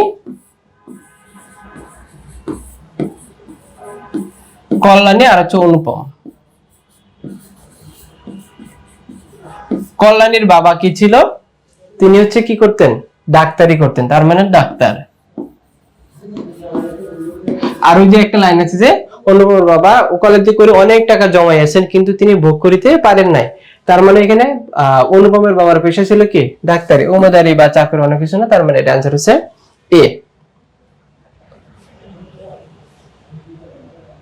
এ, সরি এটা হচ্ছে এ। অনুপমের বাবার, এটা হচ্ছে কল্যাণের বাবার পেশা, কল্যাণের বাবার পেশা, সরি পেশা। তাহলে এটা হচ্ছে আপনারা একটু দেখে নেবেন। নেকলেস গল্পের ভাববস্তুর সঙ্গে প্রধানত যুক্ত কোনটা? নেকলেস গল্পটা হচ্ছে অনেক বেশি ইম্পর্টেন্ট, বা এটা প্রতি বছরই এখান থেকে কেন জানি কোশ্চেন হয়। নেকলেস গল্পটা হচ্ছে আমাদের সমাজের একটা চরিত্র। সমাজের চরিত্রটা কিরকম? আমাদের হচ্ছে লাক্সারিয়াস যে লাইফ স্টাইলটা, এটা কিন্তু অনেকের অনেক রকম হয়ে থাকে। অনেকেই বলে যে হচ্ছে আমার যতটুকু সামর্থ্য আমি ততটুকু ইউজ করবো, অনেকে বলে যে আমার যতটুকু সামর্থ্য না আমি কেন সেটা করতে যাবো। মানে অতিরঞ্জিত করাটা কোনো কিছু ইয়ে না। তো আমাদের সমাজের কিন্তু এই জিনিসটা অনেক বেশি থাকে, আমরা যেরকম আমাদের কাছে নাই কিন্তু আমরা এটা শো করার চেষ্টা করি, শো অফটা হচ্ছে মানুষের ইম্পর্টেন্ট। তো এইটার ক্ষেত্রে সেম ছিল। এখানে দেখেন অনুপম গল্পে কিন্তু মূল ভাববস্তুটা ছিল যে সরি নেকলেস গল্পের যে মাতিলতা যে ছিল লুইসেল, তার কিন্তু তার ওই বিয়ে হয়েছিল কার সাথে, কেরানির সাথে। তার মানে কেরানির সামর্থ্য ছিল না তাকে অনেক দামি গহনা কিনে দেওয়া, অনেক দামি শাড়ি কিনে দেওয়া, কিন্তু সে ছিল অনেক সুন্দরী। তো এরকম একটা সিনারি আছে যে কোন একটা বিকেলে সে বসে বসে ভাবতেছে যে তার একটা ছোট্ট বাড়ি থাকতো, সেখানে হচ্ছে একটা বেলকুনি থাকতো, সেখানে দুইটা চেয়ার থাকতো, বসে বসে সে সেখানে দোলনা খাইতে এবং সে কফিতে চুমুক দিতে, এরকম একটা সিনারিও আছে। সেখানে কিন্তু আসলে এটা রিয়েলিস্টিক না। তার রিয়েলিস্টিক কোন জায়গায়, তার জামা হচ্ছে কেরানি, তার স্যালারি হচ্ছে কম, কোনো মতে দিন এনে দিন খায়, কোনো মতে তার একটা কাজের বুয়া আছে, তারপর হচ্ছে তার মধ্যবিত্ত টাইপের একটা হচ্ছে ফ্যামিলিতে তারা থাকে বাসা ভাড়া নিয়ে, এবং তার যে লাক্সারিয়াস লাইফ স্টাইলের চিন্তা সেটার সাথে কোনোটাই খাপ খায় না। তো একদিন সে শিক্ষামন্ত্রীর কি একটা বিয়ের দাওয়াতের অনুষ্ঠানের কার্ড পায়। তো সেই দাওয়াতে যাওয়ার জন্য তার জামাই হচ্ছে অনেক এক্সাইটেডমেন্ট হয়ে আসে এবং বলে যে আমরা ওখানে যাবো, কিন্তু তার বউ হচ্ছে কি ডিপ্রেস থাকে, কেন? কারণ তার কিছুই নাই। যাই হোক, সেই গল্প আমরা যাচ্ছি না। তাহলে এখান থেকে আমরা যেটা পাই সেটা হচ্ছে পরের শেষে কি হয় যে মাতিলতা যে তার বান্ধবীর থেকে গহনা ধার করে নিয়ে এসে তার সেই অনুষ্ঠানে যায় এবং সেখানে তাকে অনেক বেশি লাস্যময় দেখাচ্ছিল, সবাই তার সাথে বল নাচ করার জন্য হচ্ছে কি আগ্রহ প্রকাশ করছিল। এই যে আমি অনেকগুলো তথ্য কিন্তু এখানে বললাম, এই তথ্যগুলো হচ্ছে পরীক্ষায় আসতে পারার মতো। তো সব শেষে তারা যখন বাসা আসলে দেখে তার গহনাটা নাই, তার মানে এটা হচ্ছে তার, এবং সে সবশেষে তারা সে গহনা কিনতে গিয়ে একদম ফতির হয়ে যায়। তারা হচ্ছে পথে বসে যায় এবং সে তার কাজের মেয়েকে বিদায় করে দিতে। একদিন শেষে তার সে বান্ধবের সাথে দেখায় এবং দেখে তার চেহারাটা অনেক ভঙ্গুর মাতিলতার। তো এইখান থেকে যেটা পাই, দাম্ভিকতার পরিণামটা আসলে না। কেন? কারণ সে কিন্তু দাম্ভিকতা ছিল ব্যাপারটা এরকম না। দাম্ভিকতা কখন আসে? যখন আপনি একটা মানুষের জীবনের বাস্তবতা হচ্ছে তার সামনে চলে আসে। তো সব মিলে হচ্ছে এই জিনিসটা হচ্ছে জীবনের বাস্তব রূঢ় বাস্তবতা, মানে তার জীবনের যে বাস্তবতা। আমাদের অনেক সময় আমরা যে আমাদের কপালকে দোষারোপ করি যে এটা আমি ধরেন পরীক্ষা হয়ে গেছে, অনেকে চান্স পাবো না, তো এটা হচ্ছে আমি বলি যে আমার এটা কপালের দোষ। তার মানে এটা কিন্তু আমি পড়াশোনা কম করছি এরকম না, বা টিচাররা ভালো পড়ে না এরকম না, আমি আমার তখন কপালের দোষ দিই। তার মানে তার সবকিছুর মূলে ছিল কি জীবনের এখানে একটা রূঢ় বাস্তবতা। সে কিন্তু অনেক বেশি অহংকারী ছিল, ব্যাপারটা এরকম না। তার মানুষের লাক্সারিয়াস লাইফ স্টাইলটা মানুষের একটা কি থাকে, ড্রিম থাকতেই পারে, ঠিক আছে? তো গল্পের দেখেন চরিত্র বা গল্পের লাইন বা বস্তুগুলো হচ্ছে অনেক বেশি ইম্পর্টেন্ট, যেটা আমরা পড়ি। 19 নম্বরে কোন সমাবেশের পূর্বপদে প্রাধান্য পায়? এখানে হচ্ছে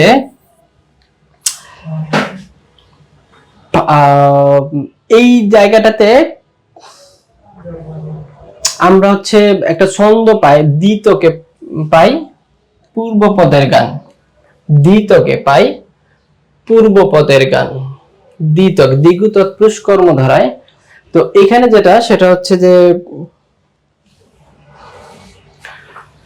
কোন সমাসে পূর্বপদের প্রাধান্য পায়? তাহলে দ্বিতকে গাই পরপদের গান। আমার হচ্ছে দ্বিতকে গাই পর পদের গান। এখানে এটা হচ্ছে একটা ছন্দটা হচ্ছে দ্বিগু তৎপুরুষ আর হচ্ছে কর্মধারায়, ঠিক আছে? দ্বিগু তৎপুরুষ কর্মধারায় তিনটা।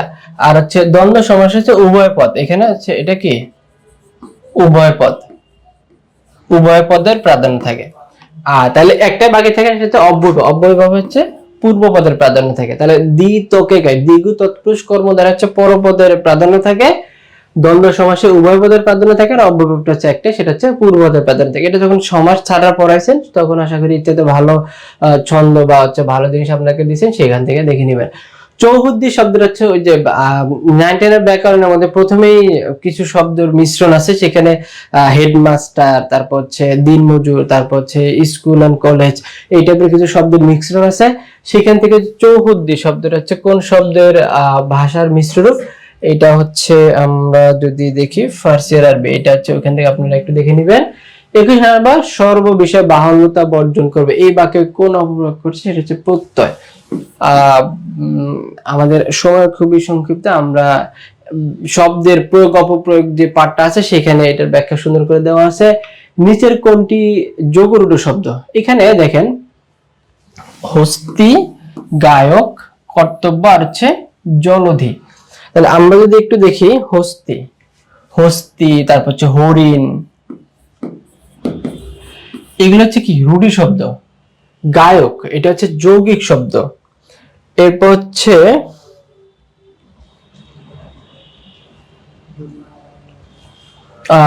এটা হচ্ছে জলধি, যোগরূঢ় শব্দ। এটা হচ্ছে যোগরূঢ় শব্দ, তো এটা হচ্ছে যৌগিক,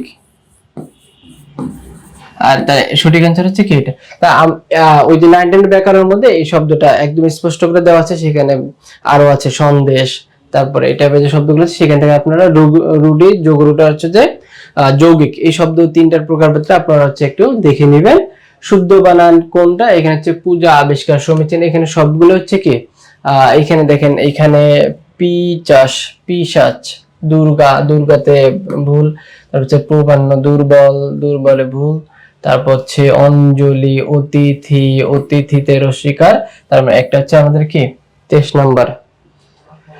24-এর পথের রাজা কোন সমাস? পথের রাজা, পথের, পথের, পথের, পথের রাজা, এটা যদি আমরা দেখি পথের রাজা, এই যে এখানে আমরা বলছিলাম যে পথের, রয়ের, রয়ের হচ্ছে ষষ্ঠী তৎপুরুষ, ঠিক আছে, তার মানে এখানে একটা হচ্ছে কি তৎপুরুষ সমাস।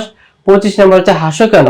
এটা হচ্ছে একটা হাসো কেন উক্তিটি কার? এটা হচ্ছে চাপরাশি, এটা হচ্ছে একটা গল্প। হাস্য কেন, এই গল্পের একটা হচ্ছে কি চরিত্র হচ্ছে চাপরাশি। 26 নম্বর হচ্ছে বাংলা ভাষায় যতিচিহ্ন ব্যবহারের সুবিন্যাস কে সাধন করছিলেন? এইটা হচ্ছে ঈশ্বরচন্দ্র বিদ্যাসাগর। এইটা আমরা হচ্ছে সাহিত্য পাঠের বা ব্যাকরণের মধ্যে যে ওখানে জ্যোতিচিহ্ন, তারপর হচ্ছে প্রয়োগ, তারপর হচ্ছে বাংলা ভাষার যেই এটা আছে সেখানে বাংলা ভাষার পরিচিতিটা পড়লে আমরা এখানে জানবো। বিলাসী গল্পটি মাসিক ভারতীয় পত্রিকার কোন সংখ্যায় ছাপা হয়? কোন সংখ্যায় ছাপা হয়? যারা জানেন একটু লিখেন। এটা হচ্ছে ওই যে আমরা বলছিলাম যে গল্পর পরিচিতিটা হচ্ছে অনেক বেশি কি আমাদের জন্য ইম্পর্টেন্ট, গল্পের পরিচিতির এবং কবি পরিচিতিটা হচ্ছে অনেক বেশি ইম্পর্টেন্ট। তো এটা হচ্ছে মাসিক বৈশাখী শাখা হচ্ছে কি প্রথম ছাপা হয়। যে মরে করিল পথের বিভাগে, পথে বিভাগে, এই যে বলছিলাম যে কবিতার লাইনের আগের লাইন পরের লাইন তুলে দেয়, দেখছেন চলে আসছে, তার মানে কবিতার লাইনে চলে আসে, গল্পের লাইনে চলে আসে, তার মানে এখানে হচ্ছে যে এখন দেখেন পথে পথে আমি তার লাগি, পথে পথে আমি তার লাগি, লাইনটা কিন্তু কি অস্পষ্ট।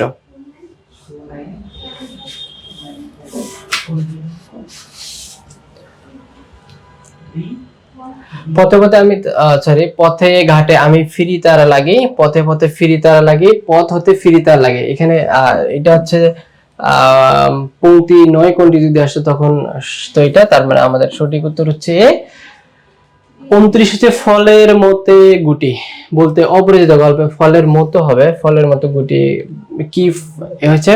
এটা হচ্ছে অনুপমকে হচ্ছে বলা হয়তো যে মাকাল ফল বা ফলের মতো, মাকাল ফলের মতো গুটি। এখানে তার মানে এখানে অনুপমের যেটা সেটা হচ্ছে তার নিষ্ফল জীবন। মাকাল ফলটা হচ্ছে কি আমরা জানি মাকাল ফল দেখতে অনেক বেশি সুন্দর কিন্তু ভিতরে পচা। তো অনুপমের লাইফটা ছিল এরকম, সে অনেক বেশি শিক্ষিত ছিল, তার হচ্ছে বাবার অনেক টাকা পয়সা ছিল, কিন্তু তার লাইফটা ছিল একটা মানুষের হাতে কি ন্যস্ত, কে সেটা? তার হচ্ছে মামা। বাক্যের অনুজ্ঞা পদগুলো হচ্ছে, অনুজ্ঞা মানে হচ্ছে যে অনুজ্ঞা, আদেশ, নিষেধ। তো সরি নিষেধ, আদেশ নিষেধটা হচ্ছে কি করা, কোনো কিছু করা, তাহলে হচ্ছে এটা ক্রিয়াপদ। এই হচ্ছে বিষয়, তাহলে ক্রিয়াপদটা হচ্ছে কোনো কিছু করা বা কোনো কাজ করার ক্ষেত্রে, তার মানে এখানে বাক্যের অনুজ্ঞাটা হচ্ছে ক্রিয়াপদ। তো এই হচ্ছে সব শেষ 30টা কোশ্চেন আমরা হচ্ছে দেখলাম। তার মানে বাংলা কোশ্চেনটা কিন্তু খুব বেশি কঠিন হচ্ছে ব্যাপারটা এরকম না, এটা তুলনামূলক সহজ আসছে। যারা বলবেন কঠিন হচ্ছে তাদের আপনারা যদি একটু দেখেন যে ক্লাসগুলো বা হচ্ছে টিচাররা যেভাবে পড়াইছে সেগুলোর সাথে অনেকটা রিলেটেড এবং অনেকগুলো কোশ্চেন আমরা কমন পাই। তো এই হচ্ছে ওভারঅল বিষয়। আর এখানে অনেকেই বলছেন B2 নিয়ে কথা বলার জন্য। B2 যেহেতু কালকে দিন পর পরীক্ষা, এখানে আমরা হচ্ছে B2 তে যদি দেখি B2 B2 হচ্ছে যে বাংলা, তারপর হচ্ছে ইংলিশ, এরপর হচ্ছে এই দুইটা চ্যাপ্টার কম্পালসারি আমরা আবারও বলছি। এরপর হচ্ছে জিকে, ইসলামিক হিস্ট্রি বা ইসলামিক স্টাডি যেটা আমরা বলি, এরপর হচ্ছে অ্যারাবিক। এই তিনটা থেকে আপনার হচ্ছে 40, এখানে 30 আর এখানে হচ্ছে যে 30। এই 100 নম্বর হচ্ছে আপনাকে কি করতে হবে, অ্যান্সার করতে হবে। তার মানে দুইটা মিলে 40 বলতে 20 গুণন 2। এখন এই বাংলার কোশ্চেন প্যাটার্ন যেটা বললাম, বাংলা আমরা যে গতানুগতিক পড়ে আসছি ওইটাই হবে, বিশেষ করে বি ইউনিটেরই একটা সাব ইউনিট। যেহেতু ইংলিশটা হচ্ছে আপনার ওইটা সেম, আমরা ইংলিশে কোন কোন পার্ট, বাংলা কোন কোন পার্ট পড়বো এটা ডিটেইলস ভিডিও দেওয়া আছে, আপনারা ওটা একটু দেখে নেবেন। মূল কথা হচ্ছে জিকে ইসলামিক স্টাডিজ আর হচ্ছে অ্যারাবিক। এখানে যেটা জিকেটাতে হচ্ছে আপনি গতানুগতিক যে জিকেটা আমাদের স্যার কিছুক্ষণ আগে যেটা বলছে, জিকের 30-32টা টপিকস আছে, আপনারা কোনো ফ্রেন্ড যারা ক্লাস করেছে তাদের থেকে কালেক্ট করে নেবেন। ইসলামিক স্টাডিজ অ্যারাবিকের যে কোশ্চেন প্যাটার্নটা সেটা হচ্ছে আমরা প্রিভিয়াস ইয়ারের কিছু কোশ্চেন প্যাটার্ন দিয়ে দিছি। এখন এই বছর কোন কোশ্চেন প্যাটার্নটা ফলো করবে সেটা তো বলাটা মুশকিল, তবে প্রিভিয়াস ইয়ারের কোশ্চেনগুলো যদি আপনারা দেখেন সেখানে ডিটেইলস বলা আছে। প্রিভিয়াস ইয়ারের কোশ্চেন প্যাটার্নের লিংকটা হচ্ছে আমাদের আগের ভিডিওগুলোতে কমার্সে দেওয়া আছে। আপনার তারপর স্পেসিফিক যদি কারো কোশ্চেন প্যাটার্নটা লাগে আমরা হচ্ছে চাইলে দিতে পারবো। সেটা হচ্ছে আপনি এই নাম্বারে একটু আমাকে টেক্সট করলে হচ্ছে আমি আপনাকে এটা ড্রাইভার লিংকটা দিয়ে দেবো 0177830701। এখানে আপনি টেক্সট করলে আপনাকে প্রিভিয়াস এর কোশ্চেন প্যাটার্নটা হচ্ছে দিতে পারবো বা দুই একটা স্যাম্পল কোশ্চেন দিব। হোয়াটসঅ্যাপে টেক্সট দিলেই হবে। এই হচ্ছে ওভারঅল কোশ্চেন প্যাটার্নের ব্যাপার। আর আমরা কিছু ফ্রি বা আমাদের B2 যে ক্লাসগুলো ছিল সেখানে হচ্ছে আপনারা দেখছেন কিরকম কোশ্চেনগুলো থাকে। তো ওভারঅল হচ্ছে এই বিষয়গুলো নরমালি ইসলামিক হিস্ট্রি যেটা থাকে সেটা হচ্ছে ইসলামিক হিস্ট্রির যেই ইতিহাস ঐতিহ্যগুলো বা ইসলামিক হিস্ট্রির যেই মনীষীগুলো তাদের। আর অ্যারাবিকের ক্ষেত্রে হচ্ছে অ্যারাবিয়ান সময়টাতে যারা অ্যারাবিক কবিতা বা হচ্ছে সেই সময় পোয়েট তাদের যে বিষয়টা এটা। তো এই হচ্ছে ওভারঅল বিষয়। আমাদের সময় পার হয়ে গেছে প্রায়। সবশেষে আমরা যেটা বলবো সেটা B2 এবং চট্টগ্রাম ডি ইউনিটের যে পরীক্ষা 22 তারিখ এবং আগামী 13 তারিখ, তাদের জন্য পরামর্শ থাকবে আপনারা এখন শেষ মুহূর্তে এসে আসলে নতুন করে পড়ার কিছু নেই, আপনি কোশ্চেন ব্যাংকটা খুব ভালো করে পড়েন। প্রথম পরামর্শ হচ্ছে কোশ্চেন ব্যাংকটা খুব ভালো করে পড়েন, তাহলে আপনি ওখান থেকে প্যাটার্ন গুলো বুঝবেন। সেকেন্ড ব্যাপারটা হচ্ছে লেকচার এবং ক্লাস টিচারের যে নোটগুলো আছে এগুলো একটু সলিউশন করেন। ওভারঅল এই হচ্ছে বিষয়। আমরা আজকে বাংলা ইংরেজি সাধারণ জ্ঞান কোশ্চেন সলিউশন করার চেষ্টা করছি। আমরা চেষ্টা করছি আমাদের জায়গা থেকে নিখুঁত ব্যাখ্যা দেওয়ার জন্য। এর বাইরেও যদি কোনো বিষয়ে কারো গ্যাপ থাকে বা কোনো বিষয়ে কারো কাছে মনে হয় যে এটা আমি বেশি জানি বা এটা আমার কাছে কনফিউশন মনে হচ্ছে স্যার এটা তো ঠিক না, আপনারা আমাদেরকে লিখতে পারেন যে স্যার এটার ব্যাখ্যাটা এরকম হবে, সলিউশনটা এরকম হবে, তাহলে আমরা চেষ্টা করব এটা রিকারেকশন করার জন্য। এর বাইরে হচ্ছে কারো কোনো কোশ্চেন না থাকলে আমরা কিছু কোশ্চেন দেখবো একটু।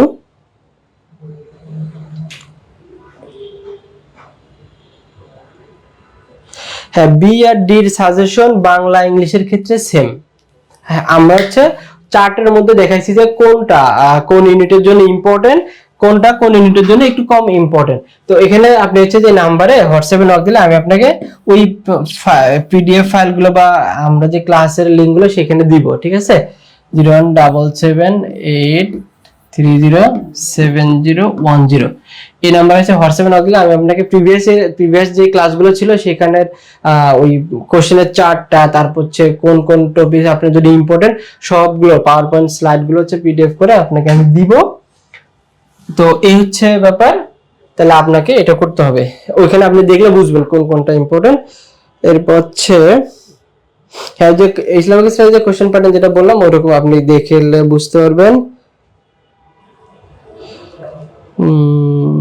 হ্যাঁ, টেলিগ্রাম গ্রুপে দেওয়া ছিল সবগুলো ঠিক আছে। আপনারা যারা হচ্ছে অনেক বেশি ইম্পর্টেন্ট মনে করেন না, তাদের জন্য আসলে এটা দুঃখজনক।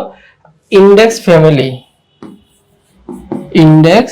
ফ্যামিলি এই একটা টেলিগ্রাম চ্যানেল। এখানে আপনি যে তথ্যগুলো পান বা যে তথ্যগুলো আমরা দিই, আপনি যদি এইটাই ফলো করেন, আপনার ইউনিভার্সিটিতে চান্স পাওয়াটা এনাফ। আপনি টেলিগ্রামে গেলে ওখানে দেখবেন সবগুলো জিনিসের video, audio, PDF, drive link সব দেওয়া আছে, আপনি চাইলে ওখান থেকে দেখতে পারেন। তো সবশেষে সবার জন্য এতটুকুই বলবো যে আপনারা এখন শেষ মুহূর্তে এসে প্রশ্ন ব্যাংকগুলো খুব ভালো করে পড়েন এবং নিজের কনফিডেন্সটা ধরে রাখেন। বির পরীক্ষা যাদের তুলনামূলক খারাপ হয়েছে, হতাশার দরকার নেই, প্যারা নাই। ডিতে পরীক্ষা স্মার্টলি হবে এবং বি2 তেও যাদের সুযোগ আছে তারা কাজে লাগান। তো সবার সাথে আবারও বি2 কোশ্চেন সলিউশন আমরা হয়তো দিব কি দিব জানি না, ডির কোশ্চেন সলিউশনে দেখা হবে। সেই পর্যন্ত সবাই পড়াশোনা করেন, ভালো থাকবেন এবং আমাদের প্রতি যদি কোনো আপনাদের পরামর্শ থাকে সেটা আমাদেরকে জানাবেন। আসসালামু আলাইকুম ওয়া রাহমাতুল্লাহি ওয়া বারাকাতুহু।